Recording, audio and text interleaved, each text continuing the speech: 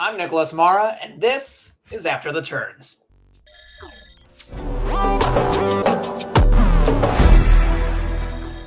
Nailed that intro. I know we're all smiling about it. That was fantastic. I was just thinking that. Yeah, I know. That was really good. I got chills. That was fantastic. I'm going to clean that up even more for next week. But welcome to the post-Dover RSR After the Turns edition, or post-Dover edition of After the Turns. Excuse me, I was off this week, so you got to give me a little bit of a break here. But excited. We've got Matt Mara from Mara Motorsports. We've got Danton back again. How did we get so lucky a third week in a row? I don't know, but we're just going to ride the wave till he leaves us, Matt. And we've got Sam Nieto, a very special guest, another guy that I know I've wanted. So we're getting a lot of people that I want. We're getting them really fast. So welcome, Sam.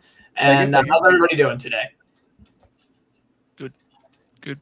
Yeah, we're pumped for the show. We're pumped for all of our listeners. Thanks for whoever's listening in. See, we've already got a few here. If you have any questions, put them in the chat. As you saw last week, we're going to be very interactive. So thanks for joining. If you can, go ahead, follow us so you know when we get on the air. Sorry for being a little bit late tonight. And then, subscribe to us as well. Anything that we make from Twitch here, we're going to give back to the league. We've already started some sponsorships. We'll talk about that later in the show. But yes, very excited for today's episode. Well, that's great. We've got a lot of controversial things to talk about. I can't wait. I'm very excited. I guess from my side, real quick, I had the week off. So spent the night at Wrigley Field for the Cubs game. It was great. We won. I drank a lot of alcohol, and it was a rough morning. But it seemed to be when I was watching the replay this morning, I think I missed it. I missed being with you guys until about lap 30 or so. When there was no way I was not going to get caught up in at least 2 or 3 of those crashes. So, and my heart sank for a couple of you guys while watching. So I guess, if we're going to go worst to first, we're going to start with you, Danton. It's kind of a shock to, I think, everybody, all 4 of the listeners right now and all of us. Why don't you tell us a little bit about your day, and then we'll get some real spicy stuff, I think, in just a couple minutes. Yeah. Thanks for having me again. Yeah, my race was interesting. I started off I'd done a little bit in the, like some B fixed and that sort of thing beforehand. So I had a what I thought was a reasonable handle on what would, go down. But I guess I can only drive the B car now because I got in there and I was trying to do, I got in the server to do a little bit of practice. I didn't wake up late this time. And everyone was wrecking. I could only get like one corner before I'd be, in someone's wreck during practice. So didn't really have a great handle on things going into quali and just was slow. I think I just underdrove massively just because I was expecting to, I was expecting handling like the B car, I guess, and hadn't really found my, got my eye in. So I think I was like, a 10th and a half or something off, which is, obviously a lot. And so I started 20th, thereabouts, somewhere deep in the field. And just was slowly trying to, make my way forward. And then we started to get the, I think 25 or so laps in. We had the first yellow where a bunch of guys came down and got tyres. Then a few guys stayed out.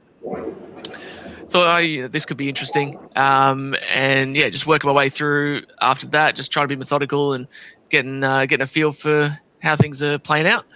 And just got driven straight through. And that was, I ended my, night stuck in the fence upside down. So yeah, so we're going to go to the replay. It's a new thing we're trying here.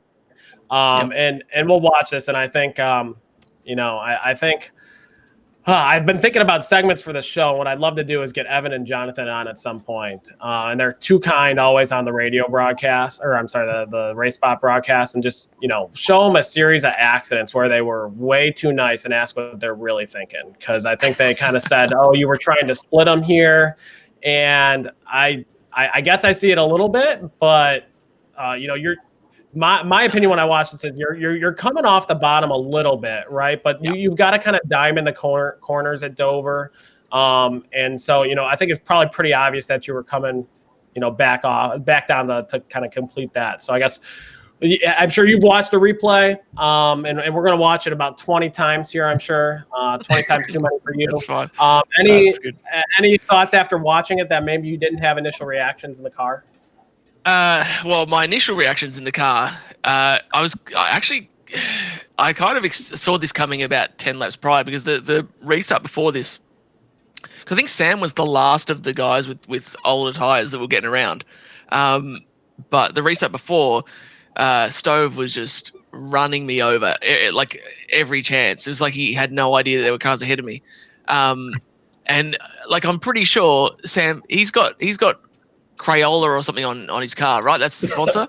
Yeah. And that makes sense, because that dude must just eat crayons, because I don't know what he was thinking. But like, yes, okay, I came up off the bottom slightly, but like, if you go back before that, whoever the guy is that Thomas? It's not Thomas George, is it? I think it is. I don't know if Thomas George should be that far up front. Yeah, true. He's probably swearing, carry on. But so I was just trying to stay off him. He kind of checked up weirdly on the entry of the corner, I think, to stay off Sam or whatever. I mean, Sam was given plenty of room, but he kind of checked up. And so when I checked up, it was at the point of landing, and you know what Dover's like, right? So that kind of, because I got on the brakes a little bit awkwardly, it kind of just sent me up the track just a hair. But I was still there was never any like, he was never going anywhere. Like, he drives into my tail light. It's not like he, you know, I come across his nose or anything like that. It just so goofy, but it's also kind of hilarious that that in the process, like, he like kills me and Sam. Yes, okay, there's like 75 feet of netcode, but So that was the next comment that I was going to make.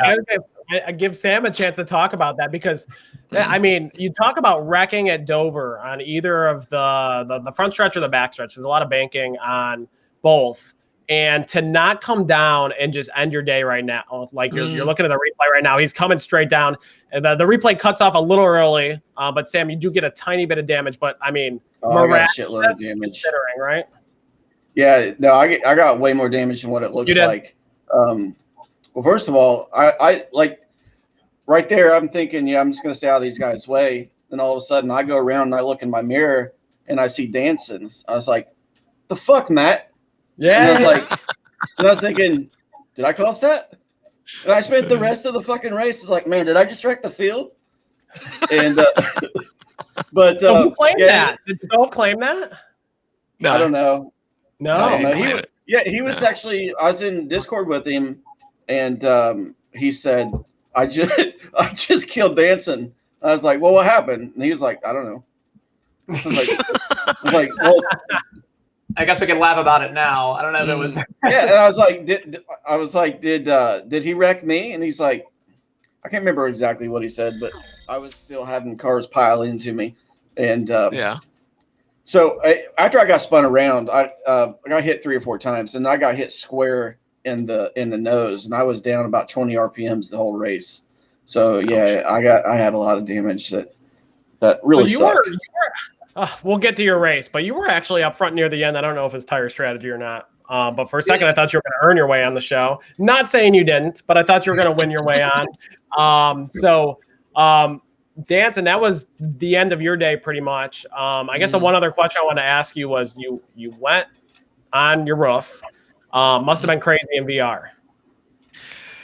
I don't even really remember that, because like all I remember is, you know, going there and sort of, you know, I've got my virtual mirror like position where it's like in my upper peripheral. I don't know if that's even a thing, but like you know, I see it without even looking at it. You know what I mean? And I just knew Stove was running me over, and then I just said to who I had, you know, a teammate, a friend on Discord, Braden.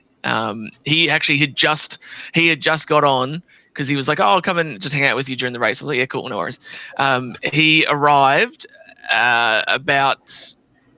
God, when did he turned on the stream, I think, as we entered turn 1, and then loads it up, and I'm just like, well, we're wrecked. And he's just like, oh geez. And like, cause obviously he got to see the thing. And the one thing that made the whole thing for me slightly less painful was seeing just the pure carnage afterwards. Because at least if I'm going to be in a wreck and I'm going to get destroyed, at least it's a memorable one, you know. And we got the whole field, the whole track blocked. You know, it was pretty epic. But yeah, exactly. But I don't really remember. I don't remember it going over because I think at that point I was almost out of the VR already. Like that was already on the hook. You're not unconscious in the virtual world. No, yeah, exactly. Oh, yeah, pretty much. Yeah, no, I was already like when I was like sideways like that, and I got hit the first time, and I'd like head back towards the wall. I was like VR off on the hook. I was already like in the process of just shutting everything down because it was race over. Well, and then yeah, exactly. Well, yeah. Well, I get, it did seem like it would be hard to break at Dover for a rep like that. I don't know how you would break. A couple of things, Danson, actually, that having to watch the broadcast to get the info. Two things. Jonathan, I don't think, Matt, real quick, I don't think he's going to be on the broadcast anymore. It sounded like he had moved on to something better. So, really? Yeah, that's sad. Why? What's he going to do? I don't know. What's better than RSR? I don't know. Yeah, but, exactly.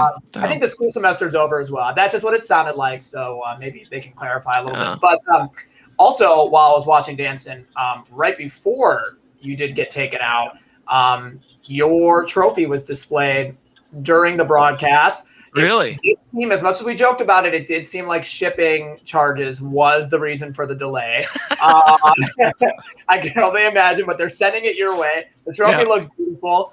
And that was literally, I think that was an announcer's jinx, because I think it happened literally, they were talking about it right before. Like 3 laps prior.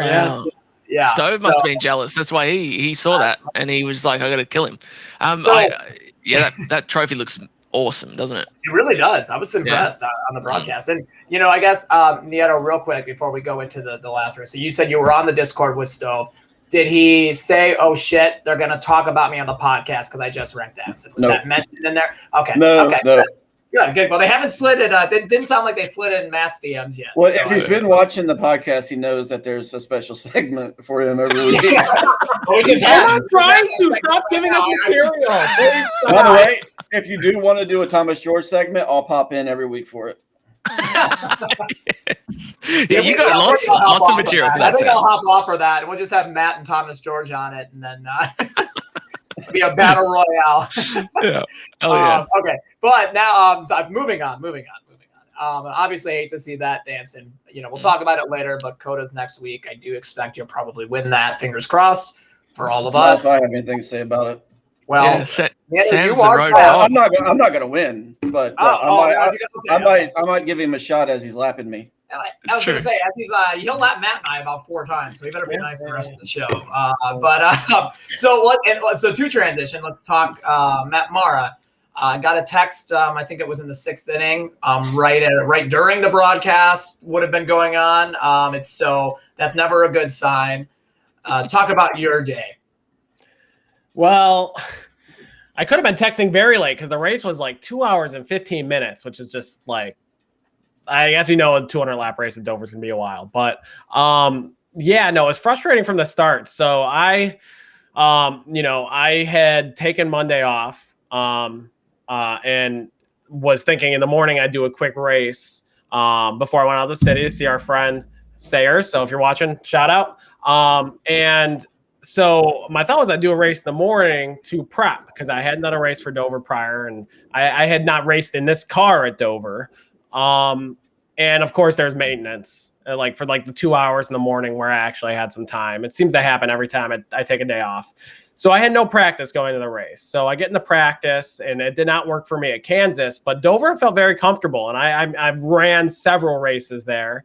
And I was, P15, top 15 for most of practice. I think I was like 20th in practice, which I was really happy with. I was like, okay. And then I qualified 23rd, 42 cars in the field. I was like, I'm going to hold my own here. And rolling off pit road, I get a Steam VR crash. And the second I get back in, they had already wrecked on the first lap, which had saved me maybe a lap or two by the time I got back in.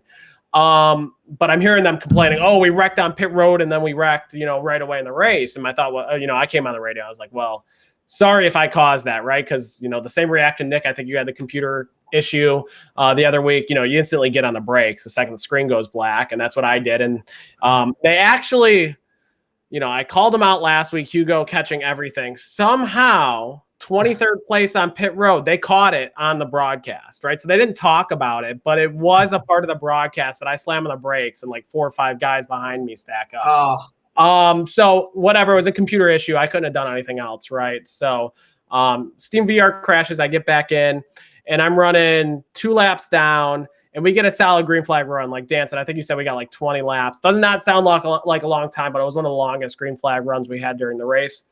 And I don't know what it was, but I must have flat spotted the tires or something, because the car would not turn. I was like, I just did like 50 laps of practice, and it did not drive like this. I was running like 25.5-second laps. I went another lap down, so I went 3 laps down. I think my race is over. Put new tires on the car, and it drove a lot better. And I was like faster than a lot of the guys in the back. And it was just like such a shame, because I knew I probably, the way a lot of days had gone, either I was going to finish top 20 or I was going to be in one of those wrecks, but I certainly had enough speed to get a top 20.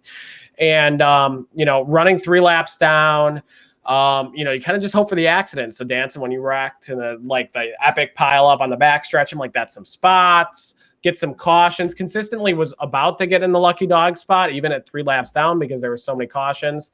And I finally get into the lucky dog spot. I need some luck, and I get another Steam VR crash. The second time, had to be about lap 90 or so. And so one of the fun things that iRacing does is when you rejoin the session and you're in pit road already, it just takes your set of tires, because you're in pit road, you enter, and it's like, okay, you want 4 tires. Okay. Well, I already had used 2 sets of tires. I used my 3rd set there, right? Like lap 80. And so I'm like, okay, well, I'm at this point, I'm like 25 laps down. So I'm just running around, but I don't want to be a roadblock for all the leaders. And, I was okay, but I kept running. Several times during the race, I had thought to myself, why am I still doing this? And I was like, well, I did not miss the Cubs game tonight to get 1 point for 35th place. I might as well have gone to the Cubs game tonight. Not that that's the reason I didn't go to the Cubs game, but regardless. So I stay out on the track, and cars start coming, and they just start falling out of the race, right, like flies. And my headset actually crashed one more time around lap 110. It took my last set of tires, like 70 laps to go, I think, with the race. And so I'm like, I'm slow. I've got a damage. So I had repaired probably 9 minutes worth of damage at this point, because I went straight into the wall 2 of the 3 times that my computer crashed. And it's just like miserable at the end. But there are so many cautions that I only went 1 more lap down, and I finished 29th, which does not even feel fair. And I'm sitting here mad, like, okay, well, if I would have finished 3 laps down, I would have almost finished like top 20. So is that kind of day. I'll take the 29th place finish, but there was way more speed there. So a little bit frustrating on that end. Sounds like a train wreck. Yeah. I saw you were on camera a couple times. I know when Kaczynski and you got together in front of the leader. They showed that? Oh, God. I was right behind Oh, you were right there. You got the lead. I didn't know who it was, but I was like, oh, fuck. So, okay, to clarify, so I didn't see what they had shown, but Kaczynski, I don't know. I was riding behind him because I'm like 35 laps down, but at the same time, I had known that Shane Parrish him and I were going to be like a lap, like on the same lap at the checkered. So I was like, okay, that's another spot. I don't want to go a lap down, but I'm sitting there running behind Kaczynski, just kind of minding my own business until the leaders were coming. And then I'm like, well, I'm way faster. I'm going to try to go around you. But I didn't really ever get close to it. I didn't press the issue. He had 2 or 3 car lengths on me, and he just overdrove 3 and 4, went straight into the wall. I thought he had corrected it, so I went low, and he came straight down. And I was just like, he went immediately apologizing on the radio, and I'm just like, I was going to run on the apron for like the next 3 laps to let everybody by. Like, I'm not racing for anything. So they kind of sucked that happened. Funny that they caught that, because it was irrelevant. But for you it was, but for the league, it scared everyone, right? But it didn't impact what was happening, right? I don't think it easily could have, right? And that, yeah. And so like I had come out like my second time I crashed, I had 6 minutes of damage. I'm like, I'm gonna go run laps ASAP, and my wheel was way crooked, and I could have run more than like a 35-second lap, and I'm like, I'm not going to mess things up for the leader. So that is the last intention I had to do. Sorry for scaring anyone, but wasn't my fault. So, well, that even more dramatic. And Sam, we talked a little bit about it. You've kind of factored in a little bit. It just from watching the broadcast, it looked like you did a solid job of being on a little different strategy. So even with that damage, you were, I mean, I would look up and you would be in the top 3, and then you'd be like outside the top 15, and then you'd be up in the top 3 again. So talk a little bit about your day and then how it ended up. Yeah, it started out really good. Dover's a really good track for me.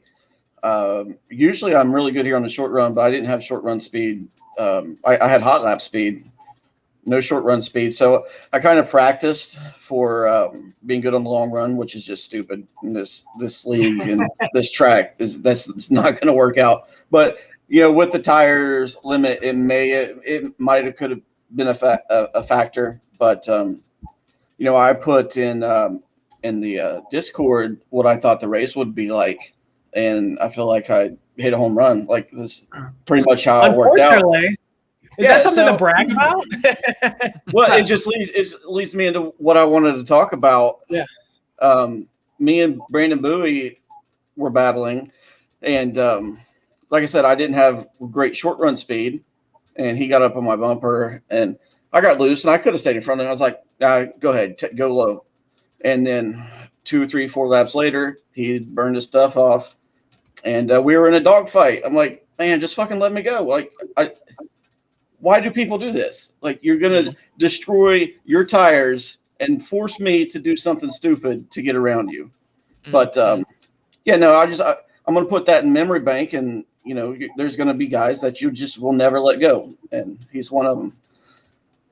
So who else is in the bank? I'm going to take the opportunity to ask you that question. Seems like Jared Mogard. Jared Mogard is leading that fucking bank, but he's not in the league anymore. But I give him a pass because I think he plays on a controller. He was definitely on the top of the list. I can't think of anybody. It was a guy from last year who was in the league last year. Okay. I can't think of anybody. More, surely. You've got to have more. I mean, Sam, 2 or 3 weeks ago, it would have been great to have you and David Washington on the show. Oh yeah, that's one thing I didn't want to talk about. Me and David are fine. I apologize to him. What'd you apologize for? Publicly. I've never heard you apologize ever. Well, not to you. But don't give him a reason to, I guess. Yeah. Actually, let me get into that and then I'll go back to the race recap. Yeah. I drive like pissed off, like on edge, and I think it's a VR thing. Like, you don't have any other surrounding. Like, your input is all the race, and you're just focused. And whenever we were going down into one, the field was wrecking, and at Richmond, like when you're braking into the corner, you're right on the edge of just what the tire can accept. And then I seen a huge wreck, and I just went a little bit more and locked up my tires and slid up the track. And then here comes David. And to be fair to David, there was room there, but there wasn't room as I was trying to avoid the wreck. And he hit me, and it just sent me into a rage. And I still in the fourth gear, and I just went up and just shoved him. I was just shoving him like, hey, man, fuck you for what you just did. Yeah, and then it looked like a little log tap.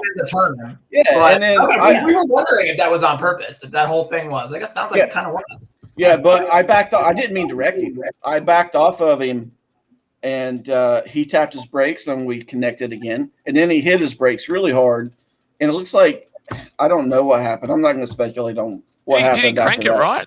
I don't understand how the car went right. That's what it looked like, but I didn't push him. And regardless of what happened, it's my fault for that would not have happened had I not lost my cool. So I take responsibility for it. Is that why you take the suspension? Because I think based on what we saw and what we're kind of saying here is it looked like it was just meant to be a love tap, and then for some reason he went straight to the wall. Yeah, I accepted the penalty. I didn't fight it just because that would not have happened had I not lost my cool. So it's hard to to be mad at David for me just shoving him down the track. Yeah, like you weren't supposed to wreck on that. maybe he freaked out and hit his brakes because I don't know. But like I said, I'm not going to speculate on what he did. Yeah. I just know what I did. And I shouldn't have done it. I don't think I caused him to spin out. But can you tell us about Phoenix? Nope. I was gonna say this isn't the first time that you've been. What happened in Phoenix? Now I feel like I don't remember Phoenix. That's almost too far. I don't remember it either. It's like I wasn't there. Sam was not on the timesheets in quali. He that's what it was. He had an issue with scrutineering. Yeah, so I was on my first coming out of pit road. I was cheesing pretty hard, and I guess they fixed it to where it's more they'll catch you doing it. So I was like, oh shit. So on the second lap, or after it black flagged me for that, I reset and I was like, okay, I better just hit this one good. And I'm pulling out of pit road, and I hit the gas, and my tire spins, and it was like it black flags me again. And I was like, wow. So the first black flag, the first one, when it gives you that's a warning. So you've got two ways to clear it. You can either finish that lap you're doing, so your out lap, for example. As soon as you get to the start finish line, and that sort of that black flag that's kind of flashing goes away. I did not know that. Or you reset. But whichever way you go, if you get another warning, then you're DQ'd. So you only get the one warning, regardless whether you reset or finish that lap. Anything that happens after that you're out of that session. Yeah, that really sucked. Sam, I thought you had connection issues because that's not the first time you've had like a DQ. Did you have DQs since Winter Series? Like that's not the first time it happened. Yeah, I got Winter everything Series. You fixed. had a bunch. Yeah. I got everything fixed up. You said you're a computer guy, so it's good to hear it's not your computer that's causing you issues. Yeah, it's just me. Because I thought it was like you disconnected or whatever. I thought you didn't get a lap on, you connected late, and you just didn't get a lap in or something. But that would have been preferable. I'd rather had been able to blame it on something other than just being retarded. Well, Matt, you're a computer guy as well, and you've had a lot of issues this year. I feel like. So. Oh yeah, at least a few. Yeah, but so Sam, you led some laps. Looks like you led a good amount of laps. Oh, so, so how did you race it up for you? Because you were leading pretty late. To Dover. I did on that big or not a big caution after a caution came out after about 25 laps. I think we had a caution on like lap 1, so we only had about 20 laps, green flag laps on our tires. And in my testing, I did about 75 laps, and then I blew a right rear, so that I knew that's about what I wanted to go. So we were only about or less than a third of the way through a set of tires, and they're pretty limited and they're pretty important. So I was like, there's going to be plenty of cautions. I'll save a set, and then we got stoved. Should we trademark that? Yeah, absolutely. I just want to say he's a good friend of mine. So I know. I think the podcast likes him. He's a good guy. Good guy. Yeah. Shocking driver, but really good guy. Yeah. Cannot drive for shit. And after that, I should have done has just came in and fixed my damage and left my tires on it because I wasn't going to be competitive. But I took the tires. And then I raced, and I was like, well, my car still got a little bit of speed. But when the caution came out like 10 laps later, I still had 30 seconds of damage to fix. So I had to come back and get the rest of my damage. And I had a minute and 2 optional. Damn. And so I got it all finished. But, all those spots I gained, I just gave right back whenever I could have just rode around and saved that set. Yeah. But The big issue with RSR is you never know when the green flag run's going to happen. You think at Dover we have all those accidents. We tend to do a good job, not at the short tracks, but at anything over probably 3/4 of a mile, we tend to. At least I felt like it. We tend to have long green flag runs. At least Winter Series plus the Cup Series. I know the back half of the 2020 season, there were a couple wreck fests at some bigger tracks, but we've been better about not wrecking and having the long green flag run. And if you come in and you get tires right before a green flag run, even with a 5 to 10 lap advantage, you're going to win out. So just like guessing when that caution is going to come out. A lot of people trying to hold on to tires that maybe they'll never use, especially with 4 sets now. I know I played that game plenty of times trying to save a set, and you never get an opportunity to use it. So I've been on the wrong side of that so many times on both sides of it. It cost me a win at Homestead. And going back to last year, me and my teammate Michael, we had gambled, and he had a bigger gamble than I did because he was going for the championship. But if we just didn't have people that wreck all the time, the same guys wrecking, I would have finished P2 and Michael would have had a championship. But, both that can go both ways, and it's gone both ways for me. So I don't know. I need a crew chief. True.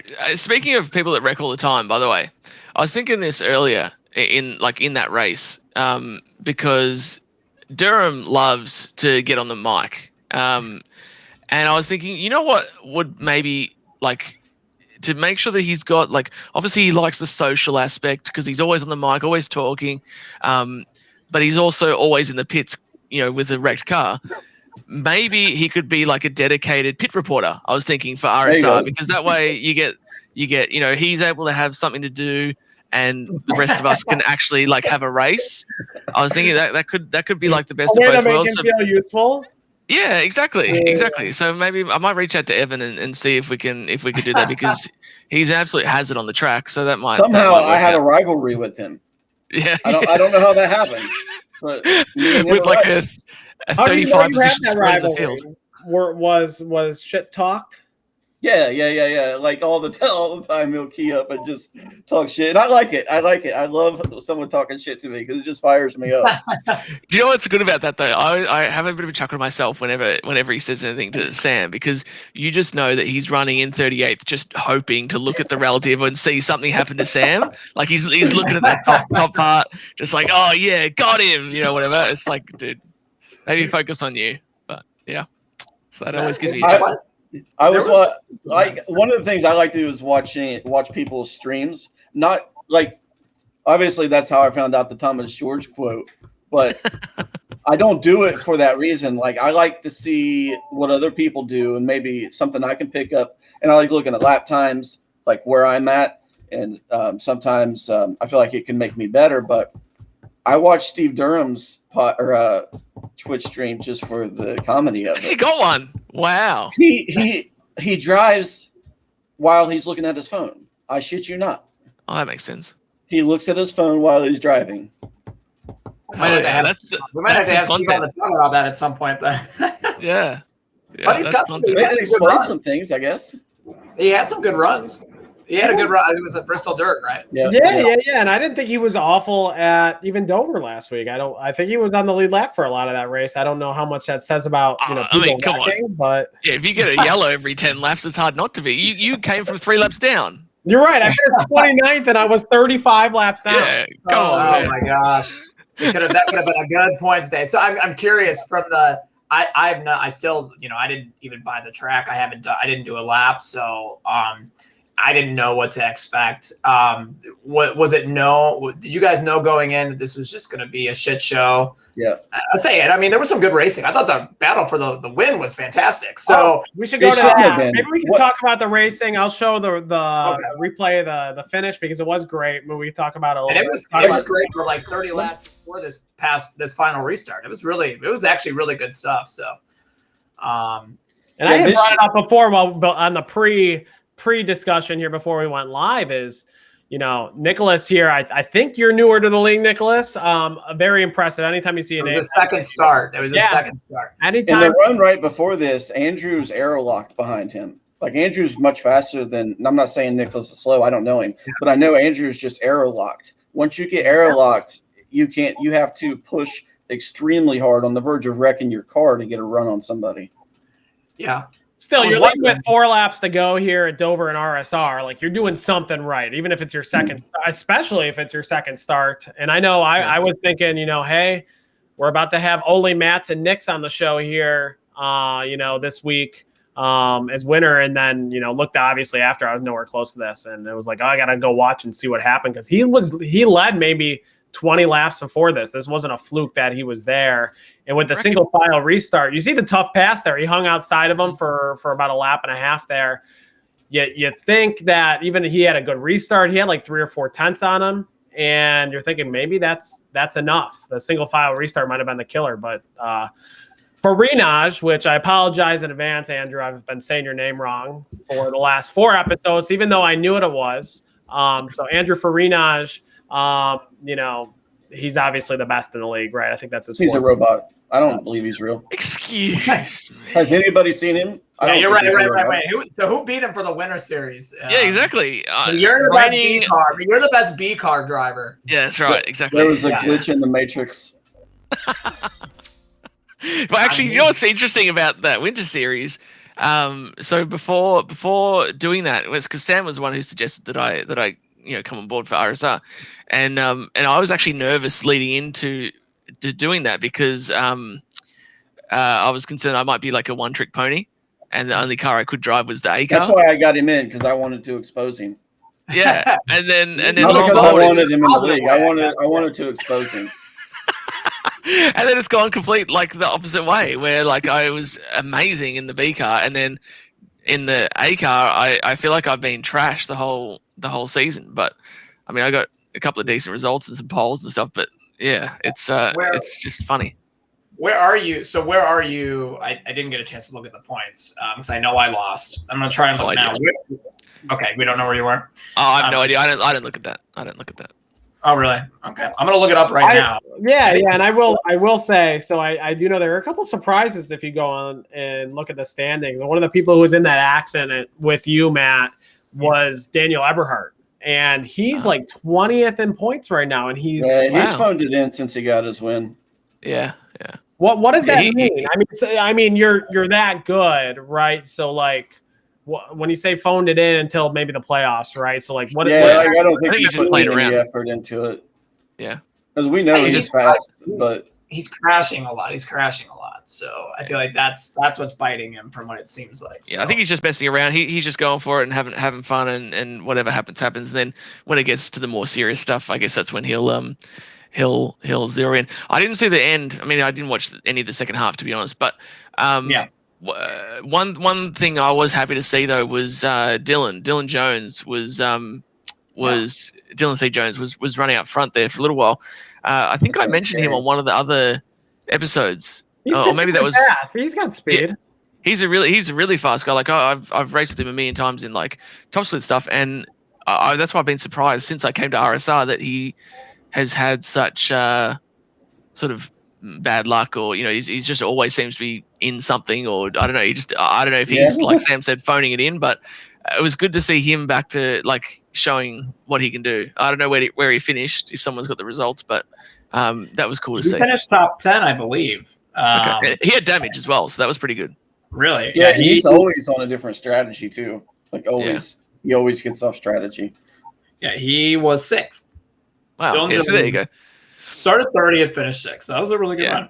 Yeah. You guys, by the way, you're Sam. You're up by 2 points on dancing for bragging rights right all now. Is well. Really?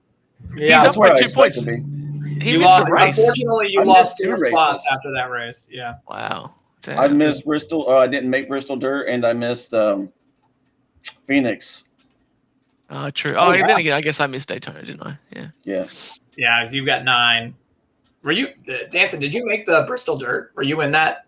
Yeah. Somehow I made the feature, and then I started spinning like I was loose, and I was really bad on dirt, and I think I'd worked my way up to like a semi reasonable position. I think I might have been in the top 5, and then I started to spin. I'm like, I'm not saving this, and I just alt F4'd because I didn't want to kill the field. Yeah, that's that was my race. semi-reasonable. Top 5 is semi-reasonable. Yeah. Yeah. That was an awful. That was awful. But yeah. So not bad, guys. You guys are you're easily in right now. Yeah, and I have the point standings up now. I know you guys can't see it. I mean, Danson, you're 9th in points. Nieto, you're 8th, right? And I think it's 45 points or so, like gap, right? And that's it's not necessarily easy to get points, right? So that's a pretty good gap here. We're about halfway. I think we have 11 races to the chase. So can we bring up the schedule? Can we see the schedule or no? Sorry to throw a curveball at you. So it looks like Jeremy and Daniel are below 16th right now. Wow. So 14th in points is the cutoff. That's Trevor Trago. And he wasn't at the race yesterday, was he? Trago? No, I don't think so. No. Oh no, yeah, he's only done eight races. Yeah. So is the 14th even if you got to win, you got to be above 14th, is it? Well, 16th. I think if you got to win, you just need to be in the top 25. But with Eberhard, yeah, but other than Eberhard, right? Because I think he's the one guy outside of the top 16. So I've got on here on the Brock. Jeremy's an Jeremy as well. Yeah, Jeremy's in 18th now. So yeah, that's why we go up to 14th. So yeah, a tight battle. That's a really tight battle for those last couple of spots. You guys are I think you guys are in good shape. Danson, you're gonna pull away here. With a good run, you could easily move up to like 5th or 6th. So both of you. It is frustrating, and Nick, I think you can agree. You look at some of the names on this list because it sounds like you have it up as well. Some guys have felt like we've ran with this year, but points wise, like even with the exception of you missing Dover, like we're not even close to this list. I think I'm a little over 50 points behind. You're like 55 points behind with a missed race. But I feel like we've been around Ross all year, and Marius, like I know he's had some probably some more speed than us. Kyle Kamer has, the one top 10 this year. Generally feel like, and he made the playoffs last year, so certainly no slouch, right? But I feel like people we've been in the area of, but being in the area of for 9 races is magnified by 45 points, right? How's my guy Kyle Trudell? Where's he at in points? He was right. I think he's right ahead of you guys. Yeah. He's 12 points ahead of you in 7th. Let's do a top 4 prediction. Oh, okay. Is that for the final 4? Yeah, final 4 prediction. So what is the schedule? What does the schedule look like, Danson? I feel like you can get there. Well, yeah, I need to see. Let's see. I got 2 locks. I think there's 2 locks. The robot Andrew. Somebody will get his computing sequence in order, and he'll be good. And Agnel Phillip is a lock. Oh, he's doing really good. Yeah. Agnel, really? Mm-hmm. Interesting. Okay, I would say, I think.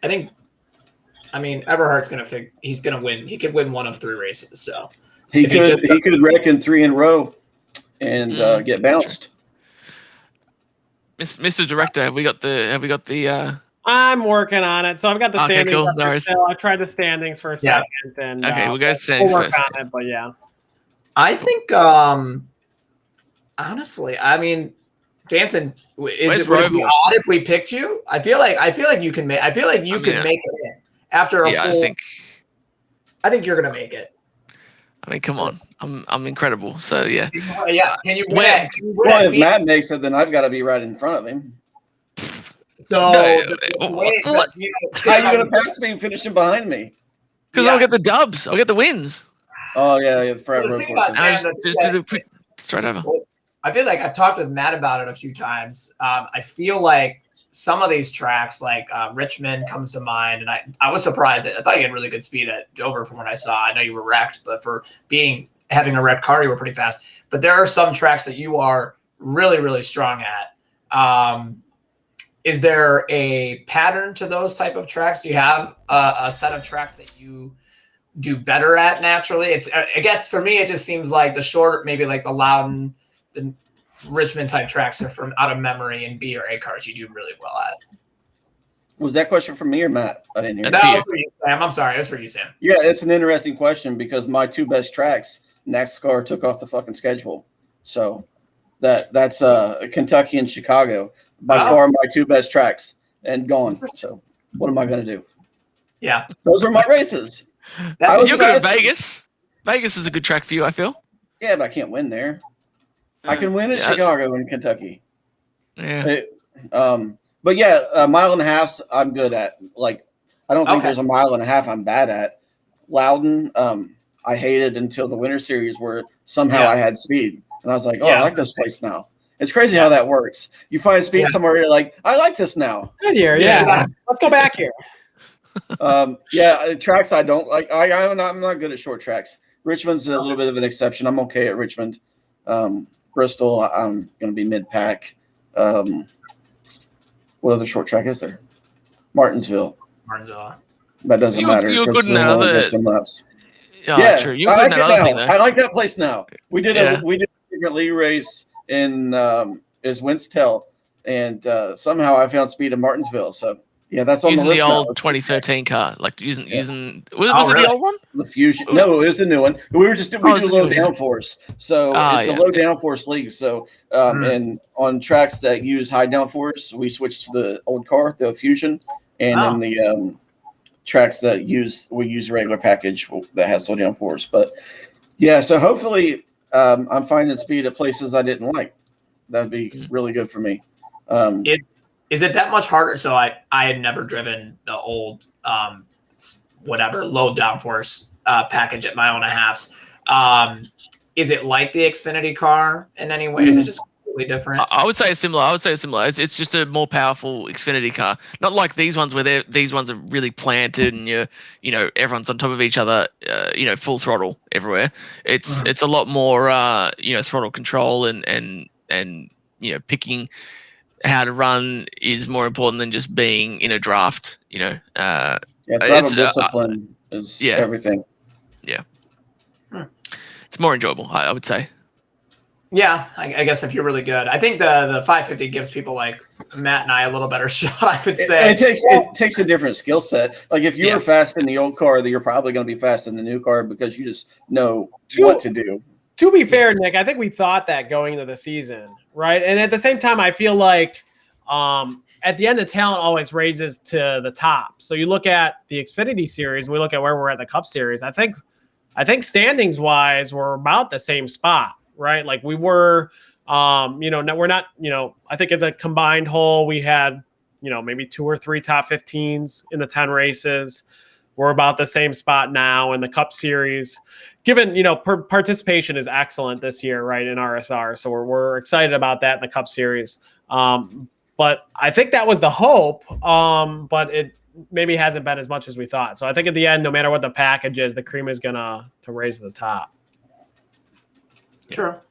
I guess not I guess one question for you, Sam. I'm looking at stats here, and I'm kind of surprised given, when we raced together and I joined the league back mid last year. And I know, Nick, you started watching when I started racing before you joined the Winter Series.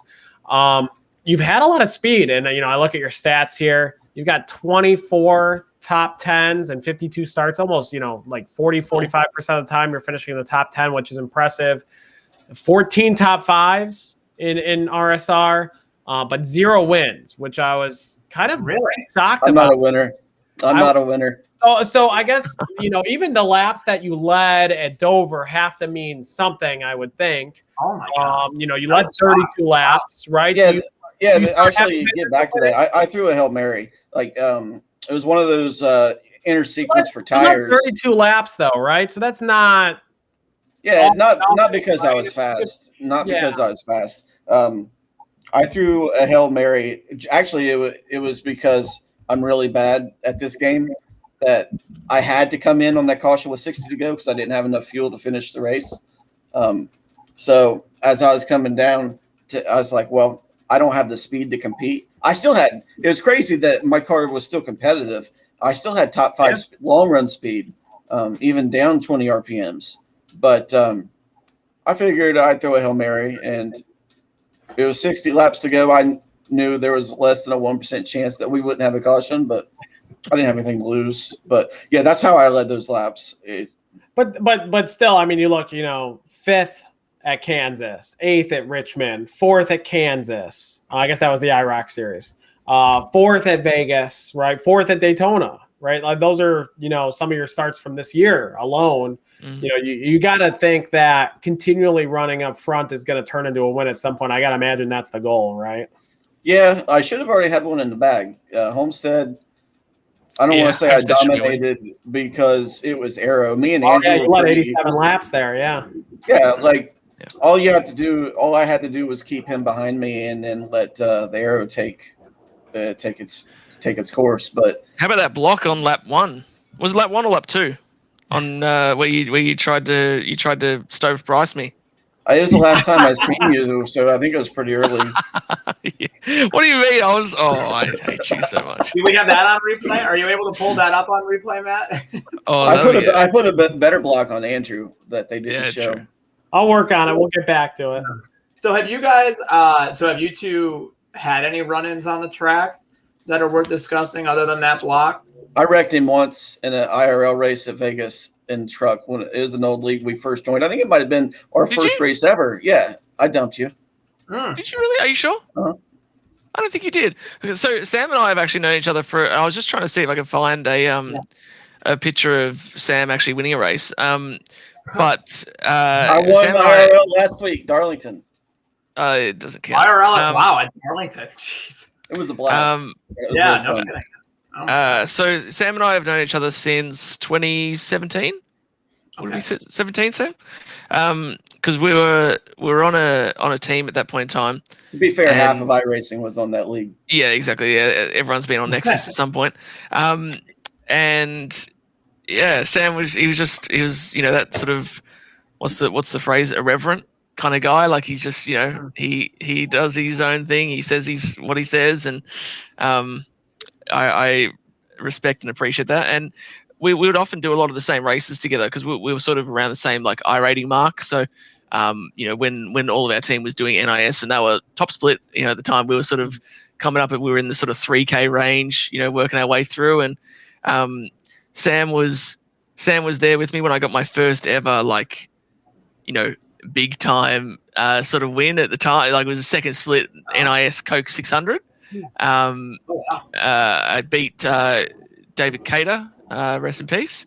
And Sam was there, cheering me on TeamSpeak at the time. He was, 100 laps down because he had some issues, but it was just that was so cool. It was like a battle of two different strategies. I was on the one stop to the finish, and Cater had sort of two stopped and was chasing me down, and yeah, that was a cool time. And then shortly after that, I think like a week or two later, I don't know how many weeks it would have been. We went to the Brickyard, and Sam won that one, and I was P2. I was going to win, but the yellow came out just at the end, and that was back in the day. I don't know if you guys, well, you wouldn't have experienced this, Nick, because you've only been on iRacing for not even a year, right?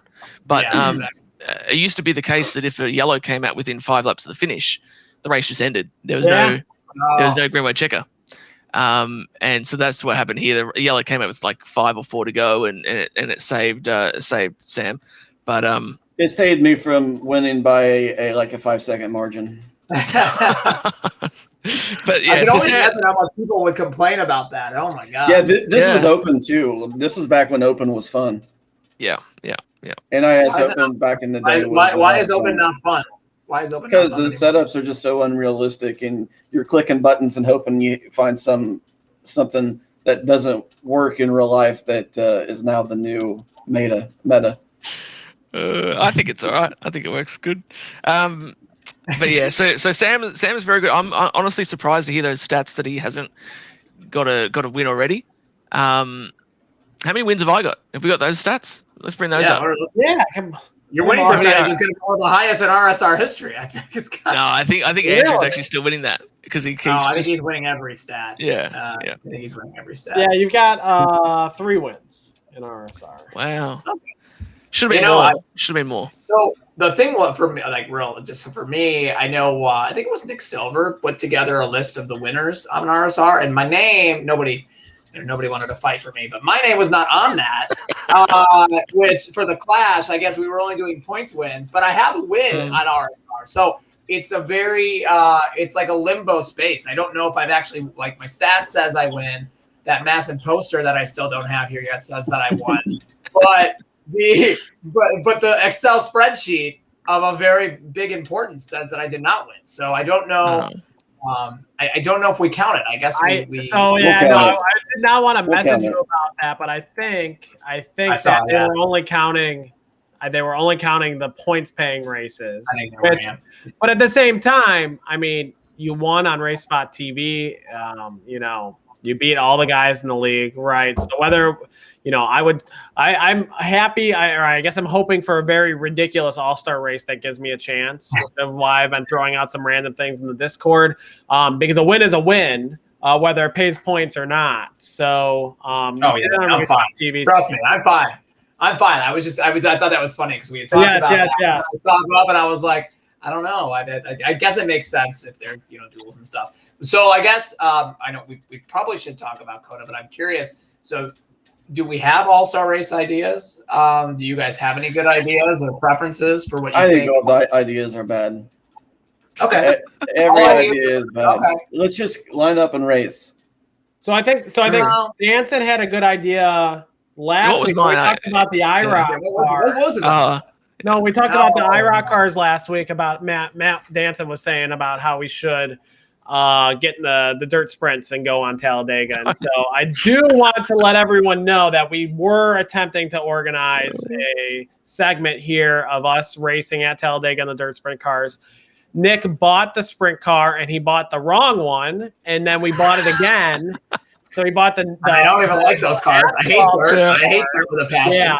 So Nick spent $20. I obviously sent them some money for that, for feeling bad. But we did do 5 laps at Talladega in the dirt sprints. And yes, Danson, you were correct. There was no draft package with those cars. No. And it would have been a huge bore. It would have been about the same as the IROC series at Talladega that we all watched on TV. So we didn't need to do that again.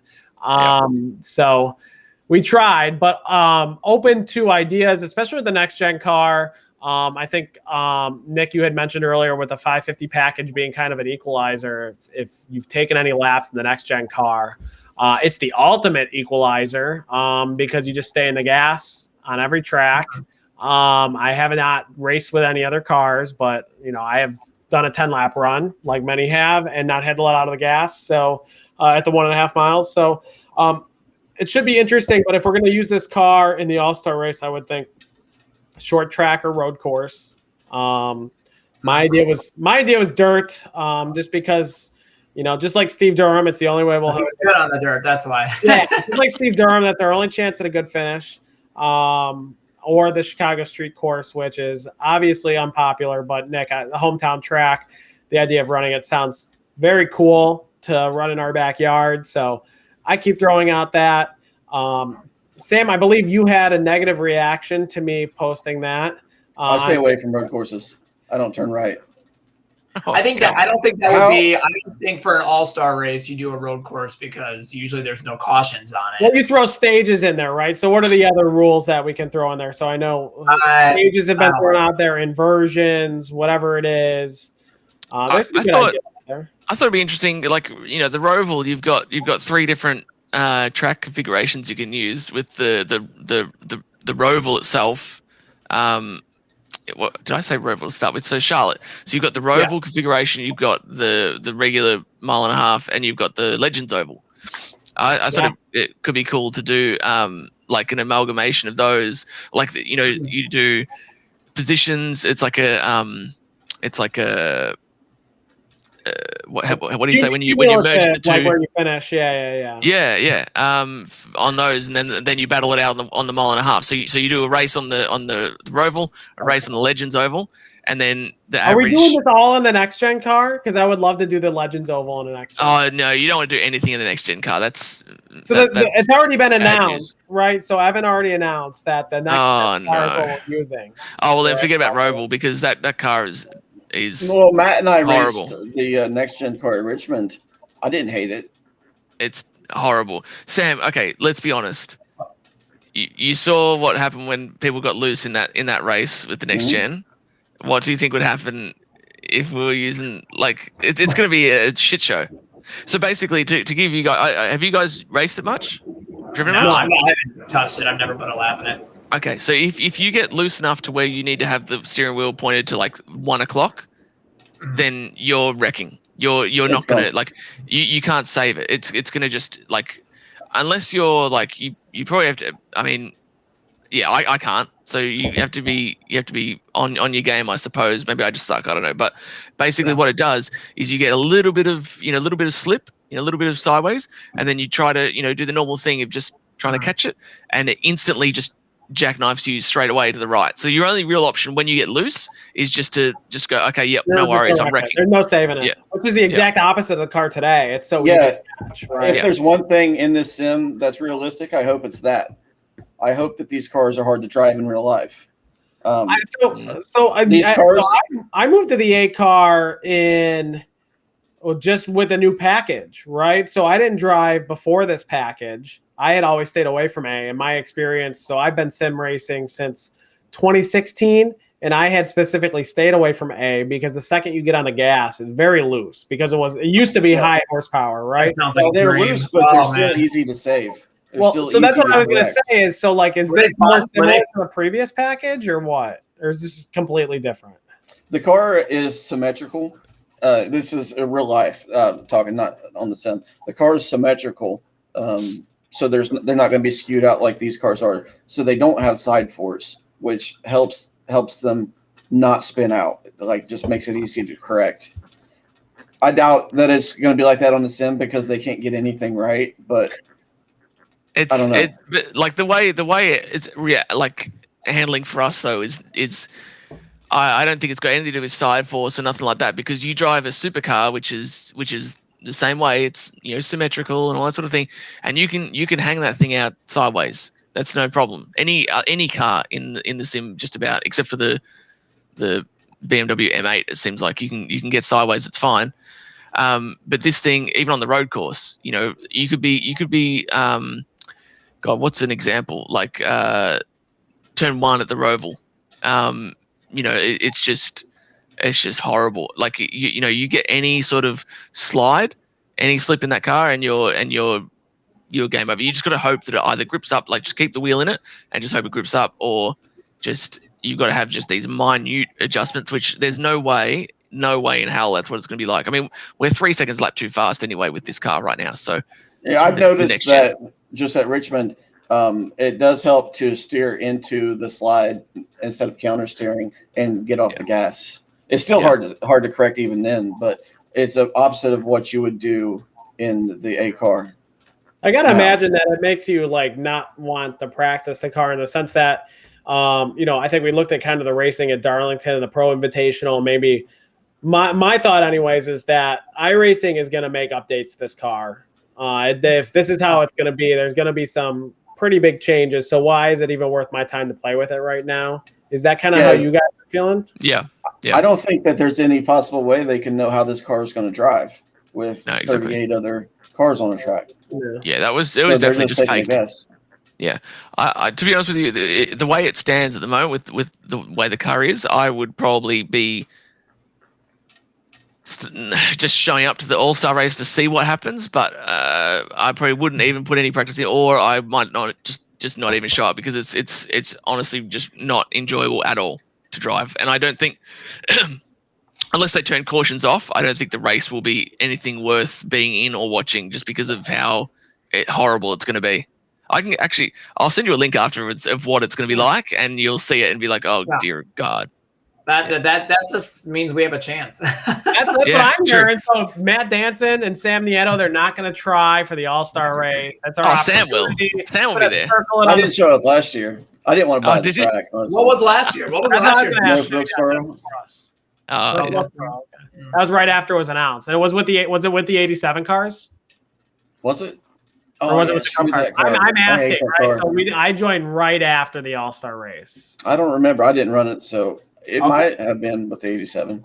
I think if the next gen is on a mile and a half, if that's what the All-Star is on, I think it'd be fine, because that's obviously what they did. They set it up enough for that Pro Invitational to be able to run that, and I think that's about as good as the car can run, because you're not going to be getting loose in that situation. But if it's on a short track, or if it's on a road course, or anything where there's throttle or anything like that involved, like throttle control, it'll be horrible. Yeah, I think that's a great idea for the All-Star race. Let's go to Darlington. We didn't go there this last 2 weeks ago. Nick, I know you watched the Pro Invitational, right? Weren't they in the gas the most of the time? Like Anthony Alfredo finished front end. Yeah, they were wide open, I think, the whole time, or at least for like 20 laps or something. I don't know. Yeah, was it the 750 package or 550? It's the next gen. It was the next gen. Yeah, I know there was. How many horsepower does the car have? Did the car have? I think on a track like Darlington, I assume that would be their high downforce with the next gen. NASCAR switched to the 750 package though. I think the new, and I might be wrong, but I think the next gen car at all tracks is going to be like right around between 5 and 550, so they can get new. Apparently, that's going to be more enticing to new manufacturers, but the aerodynamics are going to be very different. So I don't know too much. That could be wrong on that, but that's from what I remember what they were saying. So hopefully, it doesn't ruin the short tracks. Well, what NASCAR does is they take the worst possible option and runs with it. Yeah, that's so true. Because we all ask for high downforce, right, and low horsepower. So. Yeah. Well, I think I guess we're not racing the next gen car next week, but we will be at COTA for the first time. I have not. I don't. Danson, you maybe have run, and you and Sam maybe have run some lap. Never. None of us on here have run a lap there ever. I'm curious. I think maybe for watching Formula One, I guess that's really what the only vibe we're gonna have. Do you have any expectations as to what it could look like, and what there's a lot of turns, so what maybe kind of a mess it might be. Did anybody see the Coke race? What happened on lap 1? I saw a picture of that. Yeah. That's going to be us times 1,000. Yeah. Well, it wasn't the worst thing you've ever seen, but these are the best guys in the sim, and they memed it up. So, what do you think we're going to do? They pinballed. I can't wait to watch. I'm gonna need to pull that up afterward. Was it a bit? Was it how big? How many cars were in it? Probably a lot. Yeah, it was like P4 onwards, wasn't it? Yeah. I mean, what's it going to look like when Steve Durham comes from P38 to P2 in turn Go for the lead on lap 1, turn 1? Yeah. Well, I think being able to watch a real life weekend, I mean, that turn 1 is just, I can already see the issues now, just because, Matt, I think you've probably seen it, but they go up. We're going up a hill, a pretty substantial hill. And then after turn 1, it's a sharp left-hander, and then you go pretty much down the S's. And I can't remember it off the top of my head. It seems like it's going to be a fast course as well at some sections, and then very slow at other sections. Do you agree with that, Danson? Do you think that? I would say so. Yeah, I think as well. Well, my assumption is just based on all those mid sort of speed corners throughout the lap, we'll have a fair bit of drop off as well. So it could, I think just trying to keep the tires on it will be big time. I have a feeling Andrew's going to do about 700 laps of practice in anticipation. So he's probably going in as the favorite, because I mean, on the road courses in the winter series, he was right there. Let me stop him. He doesn't believe that. There's not a shred of honesty in what he just said. Is he just saying that? Has he been telling you, Sam, that he's going to win? He's going to kick everybody's asses? Yeah. Okay. So he's not going to tell us a whole lot. Then we're just going to have to guess. He wants to see that's mumble. what it He is, wants isn't to it? see Yeah. mumble. Yeah.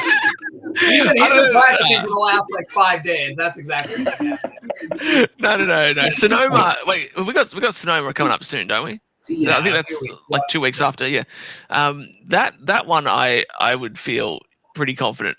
In Coda is here we go. We got the replay in the background.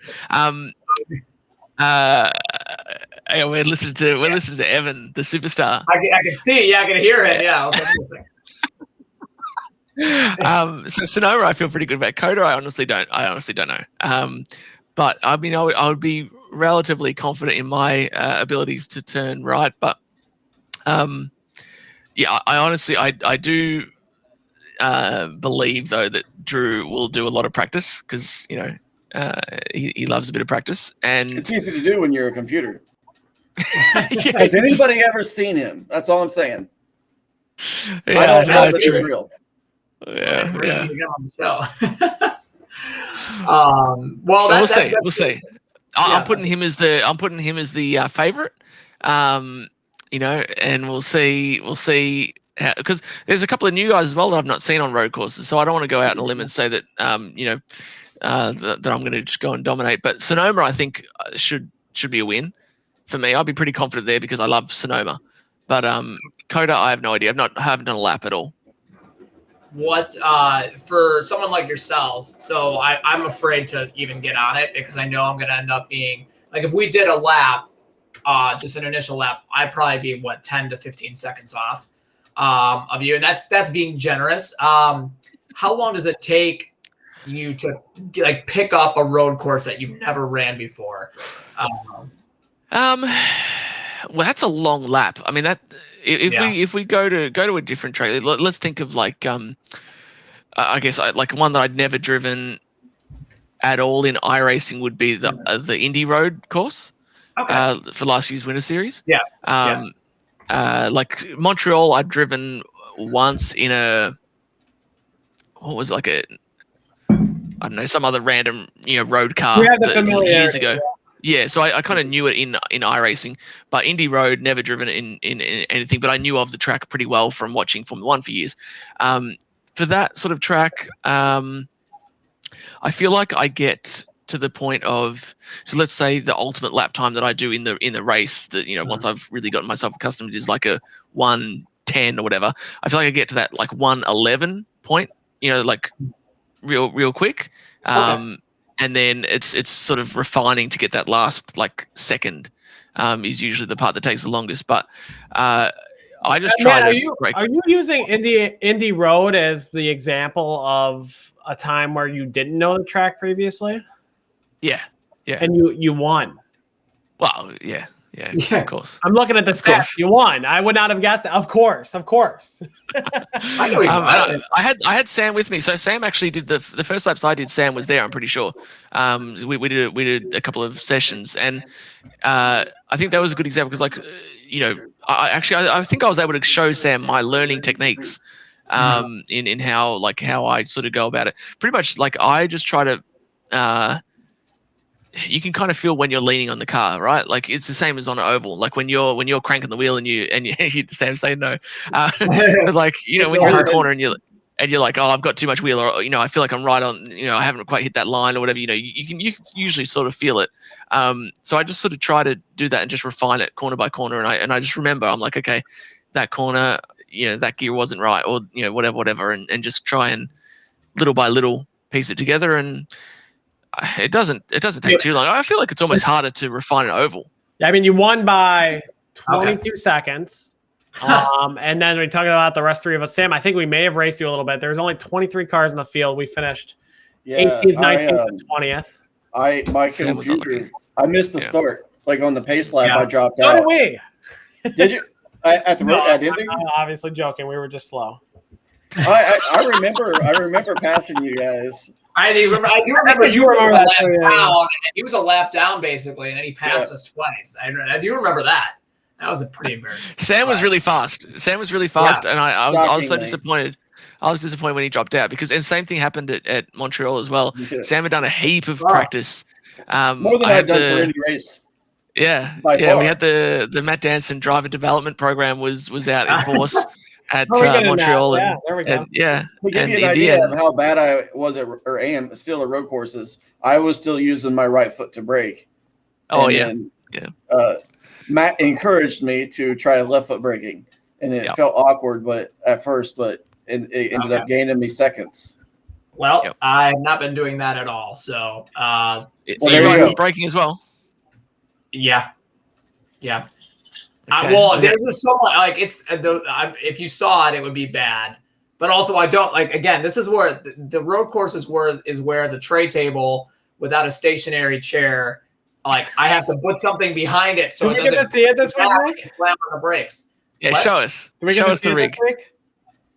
Let me. You guys talk. I'll try. I'll have to set it up because it's so mobile. That makes it look a little bit cleaner. Yeah. Nice. So I mean, at least you could be Nick Mara there, and at least like you have an excuse, Sam. You know, you joined late, and I'm just like I knew you're supposed to left foot brake, and Nick beat me. So what does that say? I don't have that room for improvement. So we'll see here at Koto what that turns into. But Matt, yeah, continue please.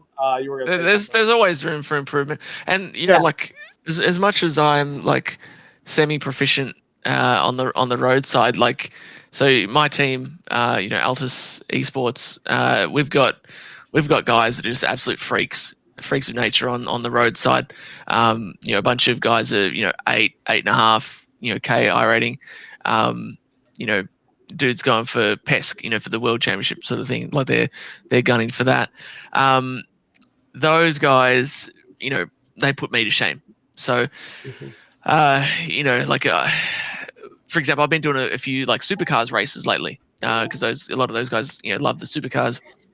And you know, I'll hit a lap somewhere and be like, oh yes, like I've nailed that lap, and then I look and I'm like, you know, 3/4 of a second to a second off, and I'm like, how on earth? And yeah, exactly. And I go into VRS and I look at the inputs and look at all the data, and I'm like, we're braking at the same point, you know, like I feel like I'm getting on the throttle, but they're just carrying that mid corner speed. You know, like, so my braking points are the same and my getting back on the throttle is the same, but they've just, I guess, rolled out of the brake a bit earlier, or they're carrying that mid corner speed more, and it just translates to tenths of a second just each segment of the track. And yeah, but I mean, I feel like I'm on the edge. You almost need someone to watch you, right? And I think we talked about this maybe on the first episode that you were on, Matt, which is episode 3, is practicing the wrong way and how do you get better. And I think, like, for example, I can watch, you know, I have the virtual racing school subscription. And, you know, I watch the tutorials and I've almost stopped watching them, 2 cents, because I get in the car and I'm like, well, I feel like that's what I'm doing. Right. I can tell you what you need to do. Oh, here we go. But before I do that, I actually want to throw Matt Mara a compliment. Whoa. Speaking of improvement, during the Winter Series, I'd watch the broadcast and they'd show you, and you were just fucking wrestling your steering wheel, trying to turn it like completely around. Like I always said, you should get a knob on your steering wheel so you could just do it like a tractor, so you wouldn't have to work so hard. I got to comment on that, but keep going. Yeah. But they showed you in the Dover race, and you were holding a nice angle on your wheel. It's like, my man. They specifically brought it up on the broadcast, right? And so again, not a lot of feedback. So you're doing what you think's right? But they specifically had brought it up. I think it was in the Winter Series. I think Jonathan and Evan were commentating, and they had mentioned something about, well, he's moving the wheel a lot. And I'm like, well, I don't think I'm moving the wheel a lot, but I guess I'll be smoother, right? And all I've read on saving tires is be smoother on the inputs, right? And obviously that's not just the gas and the brake, it's the wheel too. So what I've done is I've started moving to, well, and I had been doing at that point, my initial reaction is, well, I'm racing 16-1. So yeah, the wheel looks like it's moving a little bit, but it's smoother than it looks. I promise, guys. But yes, I've also been very conscious of trying to be as smooth as possible on the inputs. Nick is still much better on the long run, and I think with the jerkiness and the smoothness on the wheel really impacts the tire wear, which is why I think I could be fast for a little bit, but not hold it. Yep. But yeah, it's one thing to know that, right? Like, you know, you need to be smoother on the inputs, but it's like when you're driving the car, it's like, especially at Dover, right? It's like, okay, well, I'm going to try to, I'm easing it into the turn. I'm going to let it drift up a little bit, the dime in the corner. And it's like, well, I don't want to move the wheel, because if I move the wheel even a little bit here, it's going to wear the tires a little more, right? So you're trying to be smooth, but if you hit it just a little bit off, you have to correct. You have to let up. Yeah, don't correct with the wheel. Always correct with your feet. Yeah. So I'm trying that. That's very good advice. And so that's something I need to try more of, right? Especially for racing too, is steering with the pedals, right? Yeah, you were asking, how do you get better? How do you practice? Yeah, You look at a session by yourself and you just drive the shit out of it. You drive as hard as you can, and then you figure out where you're failing. Like, okay, so I'm spinning out here. Why am I spinning out here? Then you correct it, and you drive. You find the limits of what you can do, and then you just keep getting better and better and better.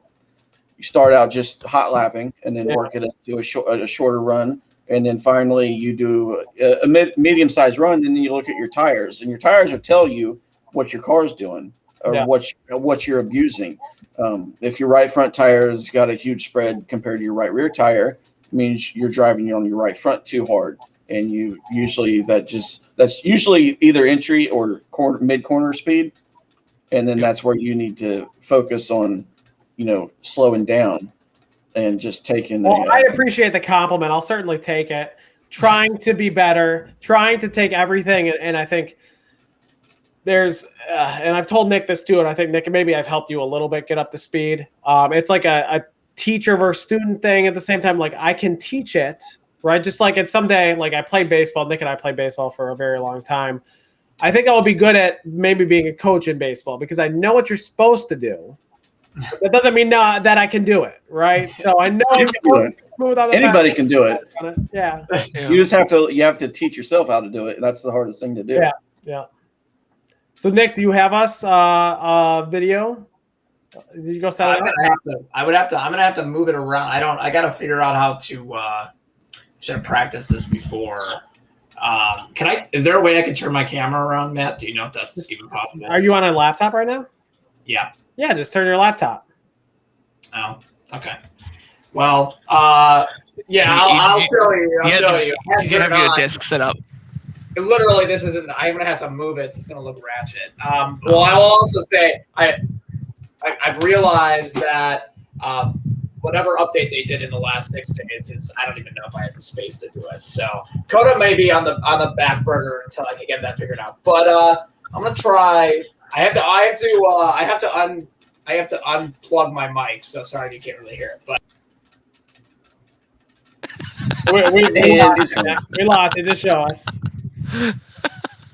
I mean, Dylan's shown us enough messy rooms. I think we're getting the house tour too. That's hell yeah, with the little chair. Oh damn, that ain't gonna help. That's gotta be painful at the end of a race. Yeah, that's 3/10 a lap right there. Yeah, exactly. I think when you look at upgrades, right? I think the pedals are number one always. Nick, we can't hear you yet. We'll wait for you to plug back in. Sign language. You got to plug the mic back in. But yeah, I think you look at pedals are always number one, and I think seating position is number two, even before wheel, which is why I haven't upgraded my wheel yet. I think, and I've told Nick this too. So Nick has a lot of my hand-me-downs. It should be a better situation than that. So maybe we can. Did you give him that chair? Did you give him the chair and the tray table? No. So and Nick, we still can't hear you, Nick. But so he's so Nick, sad. Disconnected. It's like Nick. It's like when we go and come back. Yeah. So it's like he goes and wins. Nick goes and wins at the race at the beginning. The Clash. Yeah. I don't know, I'm losing my words. And then obviously neither of us are set up to get into TeamSpeak. And I was able to go hurry up and download the app and get on there. But Nick was never able to get his TeamSpeak working until they were going off the air. And so it's like, when are you going to win again or finish top three? And he lost that opportunity because he couldn't talk, which is unfortunate. But Yeah. But yeah, so and we'll give him crap about this when we get back. But I gave him, and he's had some computer issues too. And I understand the computer I gave him isn't that great. But I did give him my seat that I had used for like 4 years, and it's a little falling apart. Right, it's like one of those Amazons like seats with the mount and all that. It was like $300, some generic cockpit, but certainly better than that situation. And I think seating is very important. I told him, hey, have it, because I think it will improve you a few tenths, especially at like a road course, like a second plus probably. Yeah. Yes, we can hear you. I got to re-add your video, but we can hear you now. Wait 1 second. I'm not sure that we got you on the broadcast. So give it 1 second here.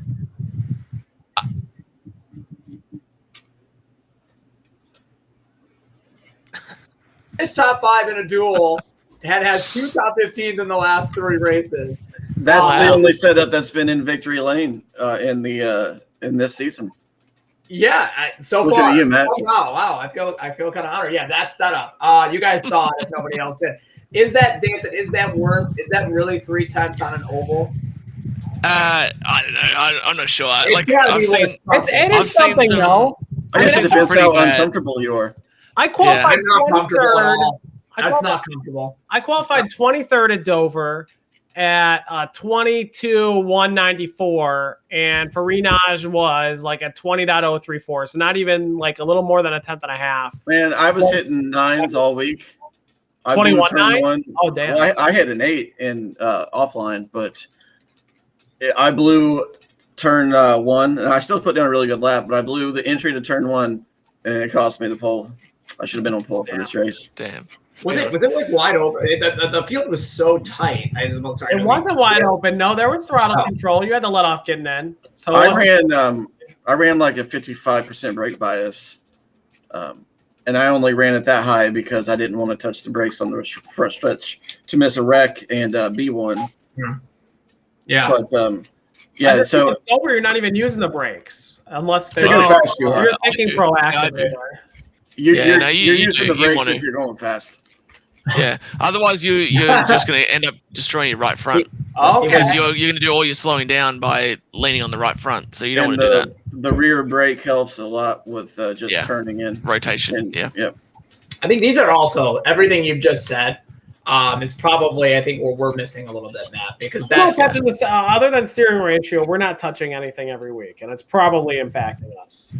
I mean, like, to be honest with you, I don't think.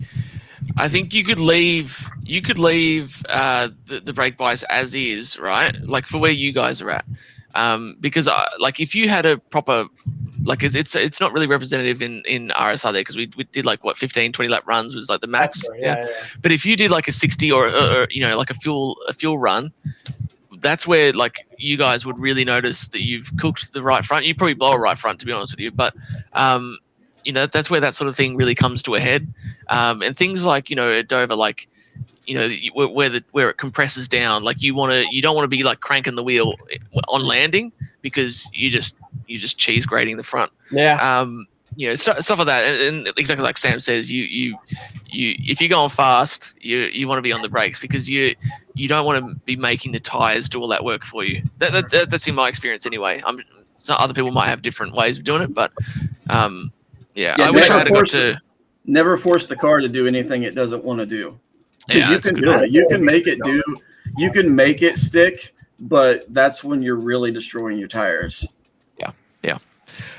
I wish I had got to actually race out Dover because I was saying to you guys last week, it's one of my favorite tracks. And when I'd done like be fixed and that sort of thing during the week, yes, okay, it wasn't the A car, but my cat is trying to get out right now. Come on, there he goes. Like it's those first couple of laps where like everyone's got the fresh tires and you're kind of close, but then after like that 5, 10, 15 lap sort of range, then the wear really comes in that you can start to really make hay. But so I was looking forward to that happening, and then got stoved. But I think that, like you said, though, that's where you'll make those progress because you'll learn those little things. RSR does that though. They go green, especially I think the further we get into the season, we'll see more green flag runs. So that is very important, I think, for both of us to get better at. Yeah. Well, yeah. So, Matt, I guess we previewed Coda a little bit. Was there anything else that you wanted to bring up that we haven't got to yet? Am I Matt in this case or Danson? Yeah, you're Matt. No, you're Matt. You're Matt. No, you're Matt. You're Matt. I guess just a couple, news updates. First off, thanks Evan for bringing us up on the broadcast. That was pretty neat. Well, I think we talked and joked about it with Dylan last week, but Dylan did have after the turns on the car, even though he called it around the turns. One of you guys called it around the turn too, and you're either first or second podcast. Like these guys don't even know the name of their own podcast. It was me because I asked. I think I've asked at the start of the first 4 podcasts. It was me. So around the turns during the race, and then after the turns, we talk about it. So that's the reason for the name. I've already commissioned someone to make this logo that's rotating on the left side of the screen now, so there's no going back. And I purchased the domain, so go to aftertheturns.com. It'll take us to our Twitch stream. Hell yeah. You can watch us live right now. So we're not changing the name of the show. Sorry, Dylan.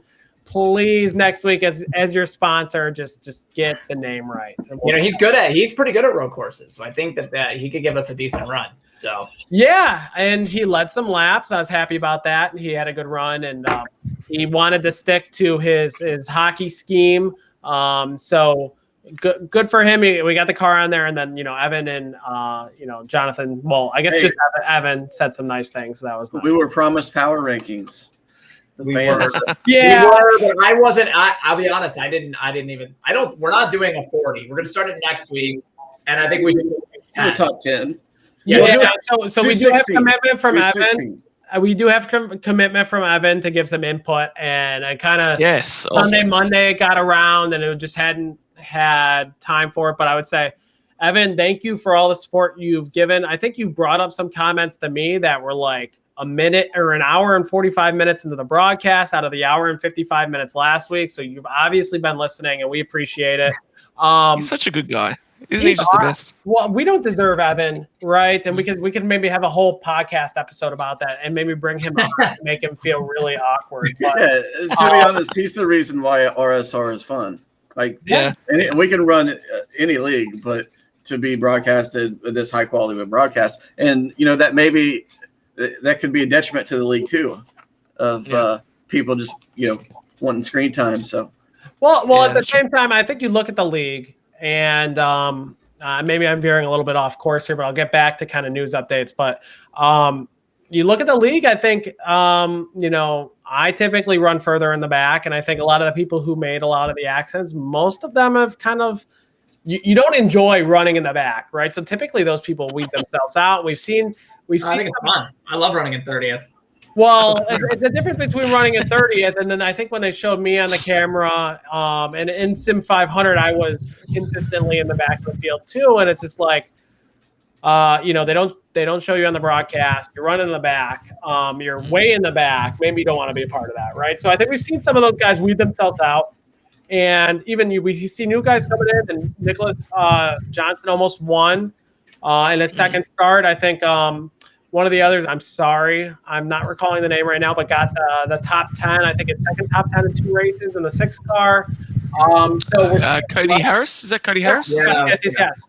So we're seeing new talent enter the league, right? And the people who are joining the league are more competitive. And it's to the level that an Evan Run league deserves. I certainly have said from the beginning, I don't feel like I deserve to be here. This is kind of our way to giving back to Evan and RSR and SimSeats as a thank you, and our sponsors, Maconi Setup Shop and Gamadale Technologies and Mercury Energy, for giving something to us that maybe we don't deserve any kind of spotlight shown on us, but this is our way of giving back. Any way we can do that, we're thankful for. So I guess the next item I was just going to say is that next week, and I'm not sure how close we are to the end of the episode, but next week we'll. So we have Dylan for 3 races starting last weekend. He finished 16th. He led quite a few laps. It was all pit strategy, but we'll take it. And, that's the kind of Bubba Wallace strategy with like getting the sponsor some showtime up front. And then starting next week, at least for one race deal at Kota, we're going to be sponsoring Liam Sheen, who's also going to be our guest next week.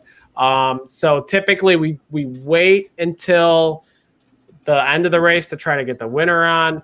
But Liam is the winner's already on. The winner's already on. Matt Danson. Yeah. Hopefully. So as far as guest goes, Liam's going to be on next week. I've had a couple other people reach out to me. Thank you for your interest. We'll get everyone on. There's a lot of races left in the year. We have the winter series. At some point, I think anyone who wants to be on will be on with us. We want to meet all of you. But we want to make sure you give that right time. We do need Stove. You need Thomas George and Stove on the same episode. No. That's content. Those are going to be our highest rated content. I'm surprised they haven't reached out yet. You both know Stove. Get him on the show. So. I had made a joke that we were going to watch the replay, and this is before you jumped on, Nick, before we started broadcasting, that I was thinking about reaching out to Stove, and after Danson inevitably was going to talk some shit about the accident, I was going to surprise appear Stove onto the episode. But we already had our little moment anyway. Well, Stove is legitimately mad at Matt Danson being mad. Like he's pissed. He's pissed. It was so dumb. Okay, so I got to give a bit of context here as well. Yeah. So actually, in that Cody Harris, that was the 6 car. Stove also drove into his door on going down the straight, and that was somehow, welcome to the league. Like your first Price running and your first Steve Durham caution is just like welcome to our car. That's right. But he came in. He was sort of talking about whatever. He started the conversation with something like if I wrecked you or if I killed you, whatever. And I'm like, how is there an if? Like, there's no if in that situation. You drive through someone's rear bumper. You don't go, oh gee, I wonder if I wrecked him. Like, pretty straightforward. But I was just like, well, yeah, you did. And then it went from him kind of being like, like semi-reasonable to them, but him being like just straight 0 to 100 because I was like, well, yeah, you killed me. You wrecked me. And then he's just like, he's telling me that I'm getting too upset about a video game or, that old sort of chestnut. Meanwhile, he had just been a little bit upset about his own incident that was his own fault as well. So he's an interesting individual. Really nice guy, like I said, but I don't know. I like the idea of segments moving forward to bring people on for a portion of the episode and maybe create some drama. I think one of the segments I had brought up earlier is the broadcast segment, maybe where they tell us what they really thought when they're way too nice in the broadcast, like they were with Stove. And also, I was thinking about it, and I was so mad after the race, which I'm sure, I was like, Danson's not even going to join. He probably doesn't want to talk about it. No, great. Yeah. I often feel that way. I wish I would have saved it because there's a lot of good commentary on the radio. So I was thinking a day's not a lot of time, but it would be cool to have like a radio segment of all the crap that was talked on the radio. And what's that? You're trying to have everybody that hate. Might not be good That's for what me. you want. You want everyone to hate each other? No, it was all entertaining. We all forget it afterward. We're gonna bring it back up. They all forget about it right afterward, and then you're gonna make people remember it. Nobody's gonna like each other on this by the end of the year. This is gonna happen.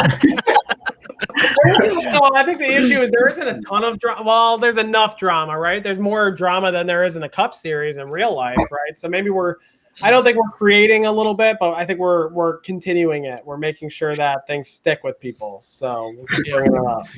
Well, actually, Sam, do you remember that? Because as Sam said earlier, he likes to go back and look at replay, like streams and see little things. Do you remember from Vegas, the Winter Series finale? And there was that clip, and I don't think we ever put a face or a name to that voice, but there was someone who was very unhappy with me, and they said something along the lines of, this Matt Dancer guy, he comes in, wins a couple of races, and thinks he runs the series. I'm 99% sure I know who it is, but I'm not going to say. I mean, say it. At the same time, Sam, expose them. I'm just going to say it was probably in ones and zeros.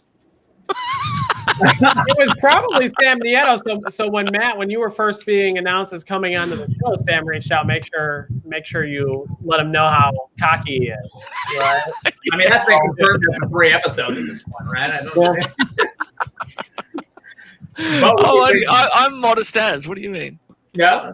Well, Yeah. next week, hopefully, you don't have to be modest sure. at all. Exactly. If you win next week, you better not be modest about it. That's all I'm gonna say. I'll come in if you win during your interview, I want you to talk about how you're not good at road courses and you're surprised that you got the win. I feel like it's only you and I that are gonna get that reference, but I can't believe it. It's I didn't expect to be good here. I just kind of came in and didn't really do any practice. Just kind of I've got it all down pat. Rolled out of bed 2 minutes before. Yeah, exactly. Didn't even think I was going to qualify. Yeah, we've already got the winning speech ready. We've got it ready. We've got it ready. But it was the guys on the After the Turn show. Nick and Matt Maher. Big thank you for really helping me understand. We better get a shout out. We better get a shout out if you win. Yeah, I'll do my best to remember. This is a lot of assumptions. I'm probably going to get pinballed by someone in turn 1. Stove's going to come from P23. Somebody is. We're certain. Yeah. So it's just a matter of avoiding that. We should have a pool. Pick the guy who wrecks the field, and you win whatever the pool money is. $1. Jeremy Miller. He's good money. He's good odds, surely, to wreck a bunch of people at the start of that race. Honestly, I'd put my money on me. I'll probably be the guy. I'm not. I won't be. I don't think it'll be Matt and I, unless our computer's going into turn 1. I was gonna say We'll be in the back of the field where we're very disjointed and we're all about 20 car lengths apart because none of us trust each other or ourselves. So I reckon Matt might have his Steam VR shut down. Yeah, I know exactly.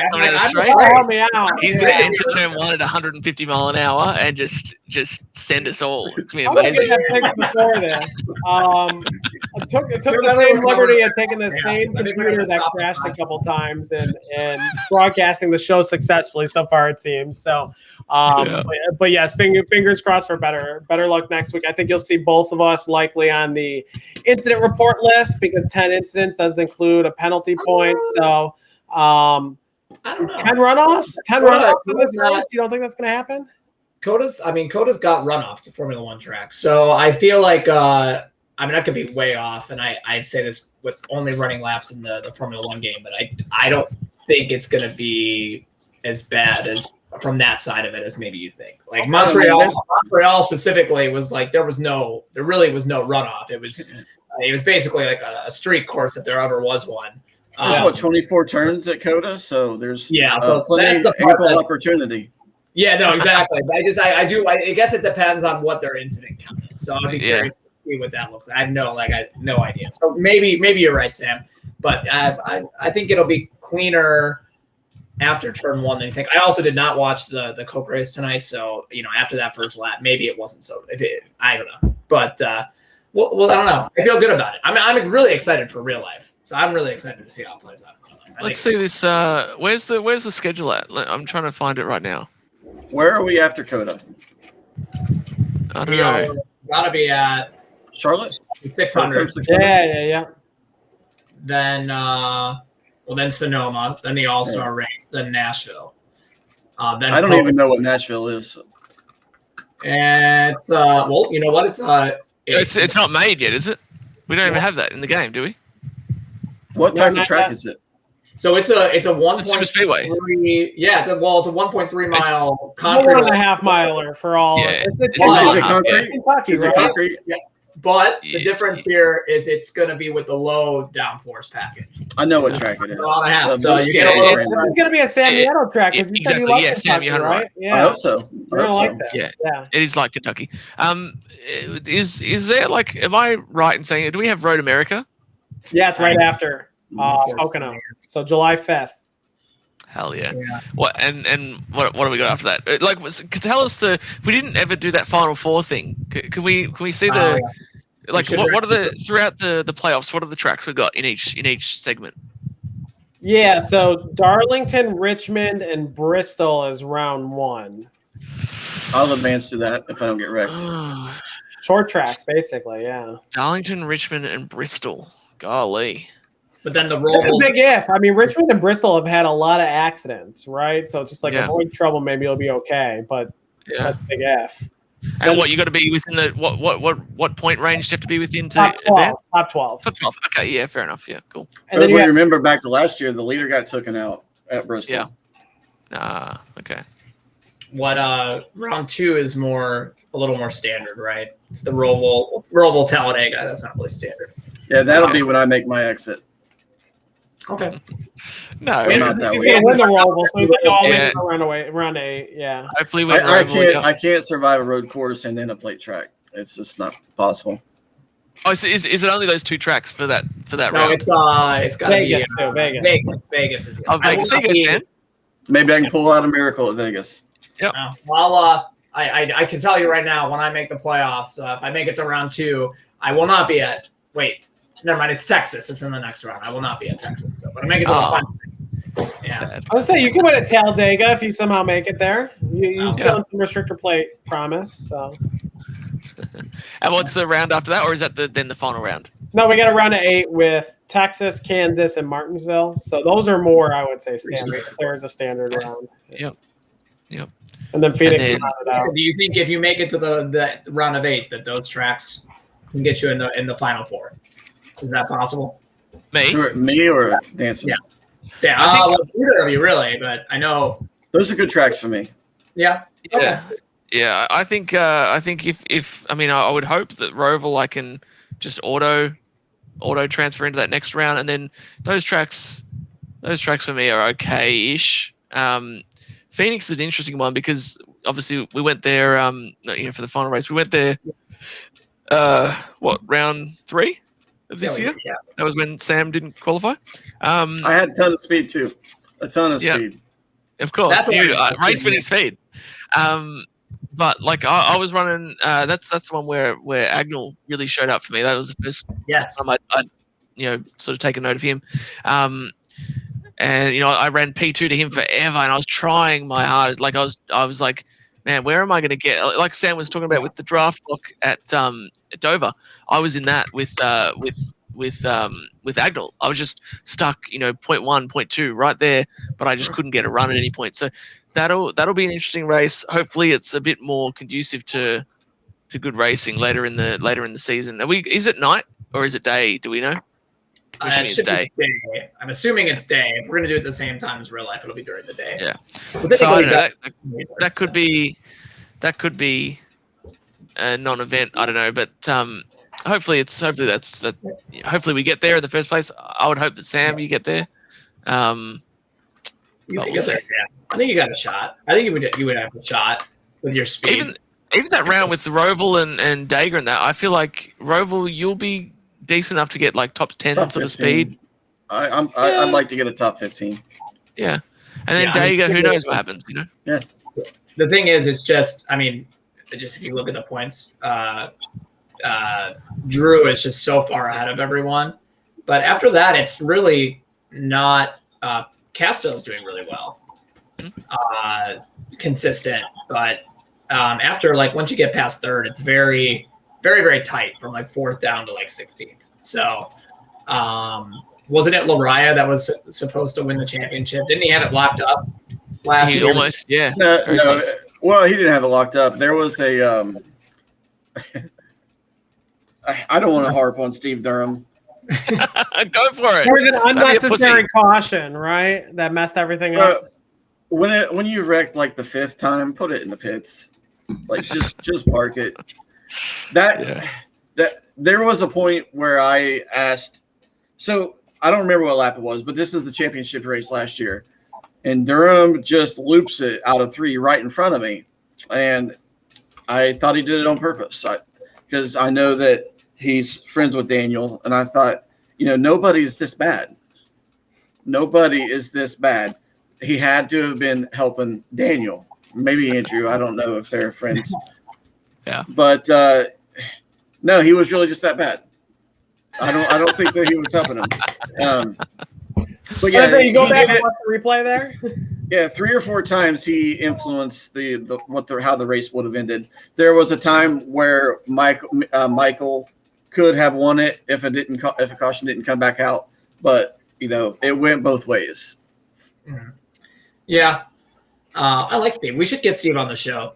I think if we're gonna need him, if we've talked about him enough times, we're gonna need to have him on the show. I bet he's probably a funny person. Personality, right? We want that. That'll be fun. Yeah.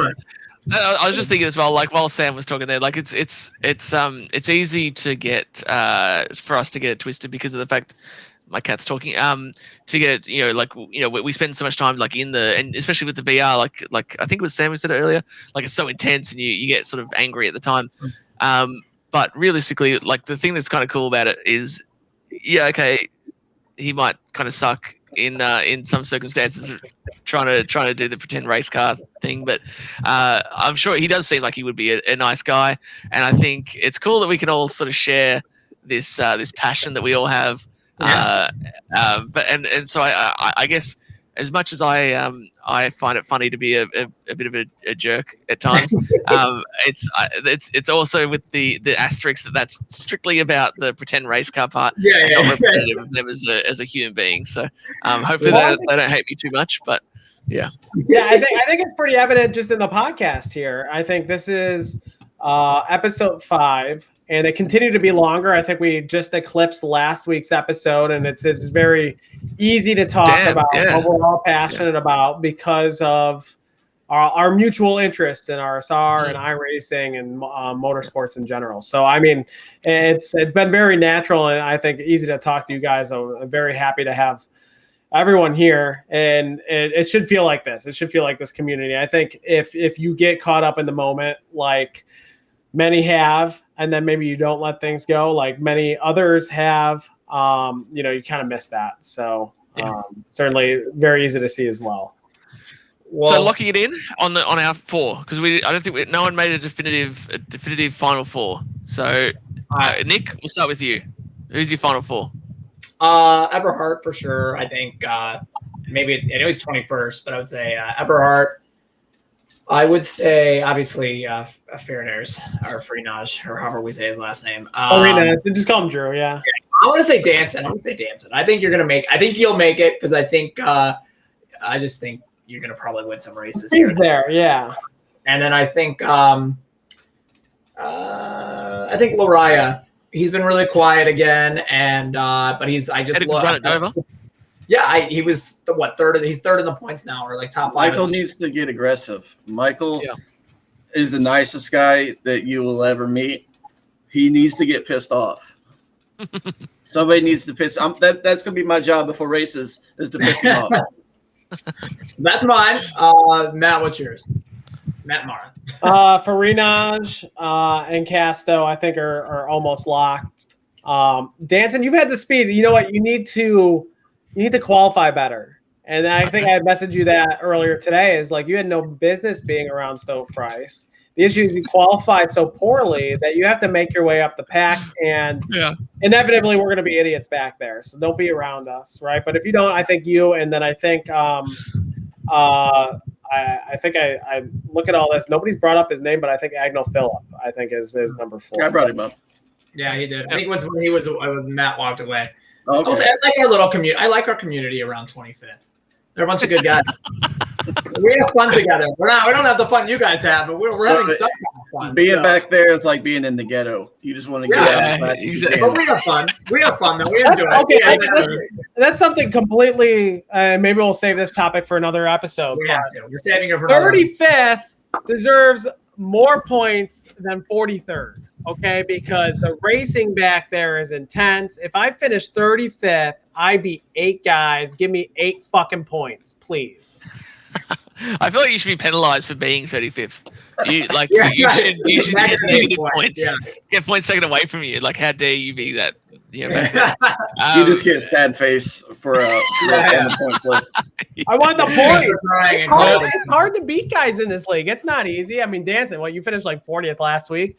Now, that's true. I'm beating you because you racked. I was upside down. The point, no, but no, it's all there. I've had a couple of races. I won't say that I didn't feel like I was like terribly slow, but you're running in the 30s, right? And you're like, oh, I'm going to do this whole race. I'm going to get like 2 points. You're battling. And Matt, you had called us out. The guys 20th back are racing harder than guys up front. And it's shockingly so. Shockingly, absurdly it's very so. hard to get those spots. I don't know if it's harder. I don't like it's something. I don't know if harder is the right word to for describe you it. because you don't deserve to be back there. But for those of us that are running the same speed as each other within, I don't think we really know. I don't think we understand what dirty air actually means, though, man. So we're just all worried. Like when they talk about there's only dirty air, so we don't even understand what's going on. So I think that's kind of the difference. I mean, so I've got 90. So I've got 90 something points, but Gary Weaver got 30 points for missing 3 races. So they revised that down to. I know they did, which I am thankful for. But there was that time where missing the race was 10, where I was finishing every week. So yeah. Hey, has Gary Weaver been there recently? No, he left. He left. He left. So that's part of the. But he leaves league, not did running he? well, right? What's that? Did he leave the league altogether? Did he? I think he did. He finished third at Daytona, and then he missed 2 races, and then he left. So I guess. I mean, points wise, he was solid actually with the 2 missed races, which was like 27th place points at the time, plus the 3rd place finish. But yeah. What about the guy who wore the race suit? Where's he? Yeah, where's Bobby? Bobby Krug. Yeah, what happened to him? That was my favorite part of the broadcast. Yeah. That was funny. He had some speed. I remember he had some speed. I don't know. I don't know what happened. I'm so glad that he was safe in case his house caught fire while racing. That's really important to be safe like that. Sam, what's your top 4 or your final 4? Andrew Agnell. I'm gonna go with Michael Luraya. And before I pick number 4, I need to know: are you going to be practicing? Oh, as we get close to it, I'll probably chuck a couple of laps. Yeah. Then I'll go with me. No, no, I don't know. It's a toss-up. Like the 4 could go to so many people. The 3 could go to so many people. Like I said, I think Andrew and Agnell's locked. They're locked. 2 or 3 and 4 could go to so many people. Man, I'll go with dancing. Good. I'm gonna just only because I know it makes me feel good. I'm gonna feed your ego. He doesn't need that ego. He doesn't need that ego. Yeah. I'm actually offended that you mentioned my name like 3rd, 4th, like that sort of range. Like I should have been locked. Yeah. What is this? Win a couple more races. Win a couple races. Don't be getting the points right now. Yeah. All right, so I'm gonna go. Right. I'm gonna go. Andrew Agnell. Yep. I'm gonna start pissing Michael off. He's gonna get to number 3, and Dancing will squeak in. Squeak in. I'm surprised there's no Eberhard love. I mean, he's just I forgot. He's too fast. No, he's good enough. Obviously, he's good enough. He's very good. Yeah. Like I said, there's so many people. I don't know. Yeah, it's tough. It's tough based on that. It is actually genuinely tough to pick because, I think Drew, for me, obviously Drew as well.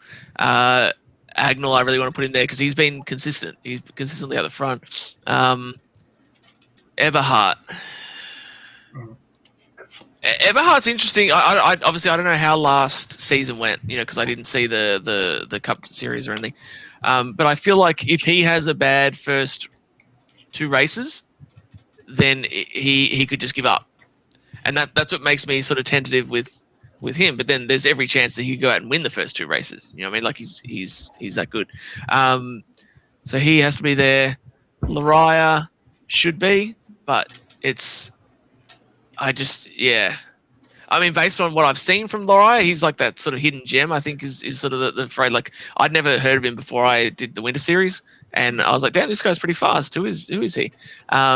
He's like the fastest guy that no one's heard of, sort of thing. So he should be there, but Sam needs to make him angry, like you said, because he hasn't really until Dover. He hasn't really featured. Right? He was right there at the end there. Yeah, he was 3rd, I think. Yeah. But I think he's just been consistently getting points, but he hasn't really been like. He just hasn't really been like the Lariah that I'd seen beforehand. So if he can turn that back on, which maybe he's not practicing so much, and that's why. But if he can turn that back on, he should be there. But the clear number 1 is obviously myself. And I get in there, get a couple of wins during the regular season, just default in, easy peasy.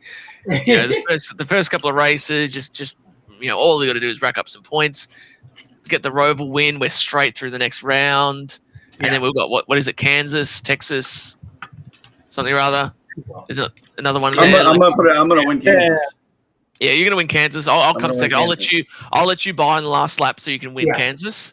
And then that's nice of you because I didn't do that for you at last race. That's right. But yeah, so yeah, then we get to Phoenix, and anything can happen. But yeah, that's my final four. That's good. I mean, it's good that there's this much competition. It's not easy, right? I'd have to go back and watch this, but I don't think any of us picked the same top four. There's a lot of luck that's going to go factor into who gets in the top four. Especially Martinsville, I think it's going to be a big deal, right? Like if Matt Mara just has one of those 3 races in the first round without a computer crash, I think we're going to be okay for him to make it at least as well. Yeah. I reckon Matt actually has probably more speed than me and Drew and Agnell and everyone combined. He's just letting us all think he's like a 25th place car. Exactly. And then you wait 5 races from the end, he's just going to go on a run just before the playoffs start. Just wipe it out. You just got to get one to make it, and then anything can happen. Yep. Exactly. Taking the second round, just setting it up. Yeah. Yep. You guys win your way in by Daytona, and then we can all help them win Daytona, and then the run can start after. Well, that's why we started the show, right? To make a bunch of friends that will push us to a win at one of the restrictor plate races. That's true. That's true. Does anybody know how to do that? No. I'm so clueless on this new draft package. Yeah, I have no idea. Let's hope it's changed by Daytona. It's not going anywhere. It's here to stay. Well, I guess that'll be a 3 months from now show. Hopefully, it's not like that'll fix it by then. But I guess it is a little late, so I think it's time to wrap it up. So before we do, just because we always want to make sure, Sam, that you can thank you for joining us. Of course, who do you want to thank besides Danson? Of course, who else do you want to thank? What sponsors do you have, and all that? I don't have any sponsors. I just want to thank God for giving me so much talent that I can just destroy Danson on the track every week. Wow. Wow. That's not true at all. No. I thank you guys for having me on.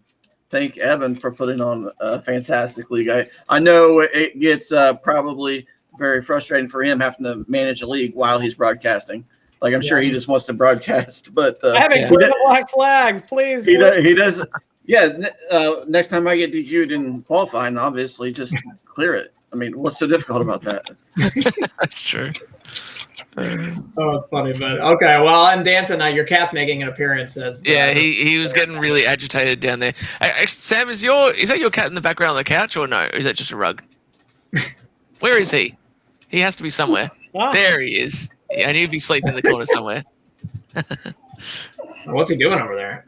Oh, he's sleeping. That's what he does. 18 hours a day. Okay. my cat's looking at the screen. He's just fascinated with you guys. But who do I want to thank? PC Solutions, Columbus, Ohio. I'm not in Columbus. I knew where you at. Oh, Gallipolis. What is it? Gallipolis. Yeah, there we go. That one. So go to them for all your PC Solutions needs. I want to thank After the Turns. Yep, not around. Yeah. After the Turns. I want to thank. Episode. Yeah. There we go. I'll thank Logitech, VRS, Astro Gaming, Cube Controls, Owned.tv, Sam Blacklock Media. Holy shit! I see why he comes on here every week because he just wants to have anyone else? Plugs. Do we have anyone else? I think that's all we got. Yeah, that's. So all of this 2 hours was just bullshit for him, so he could get to the end. It was a paid advertisement. That's exactly what it was. Yeah. He's gonna be like, "Come on, guys, can we shorten this show next week?" That was probably 20 minutes of it. The sponsor plug right there. There he is. He's gonna lay right back down for sure. Gavindale Technologies. I think you already thanked them, but Gavindale Technologies, of course. Maconi Setup Shop, and everybody there. So I guess that'll do it. Another episode, already 5 episodes of After the Turns. I was going to say Around the Turns, you guys. I probably said it like half the time. After the Turns. I'm excited for next week as well for real life CODA, for our virtual CODA. And then hopefully, well, we better have a winner on next week, Danson. There is no pressure, but it will. I think it will happen. So have a great night, everybody. Thank you so much, and looking forward to next week.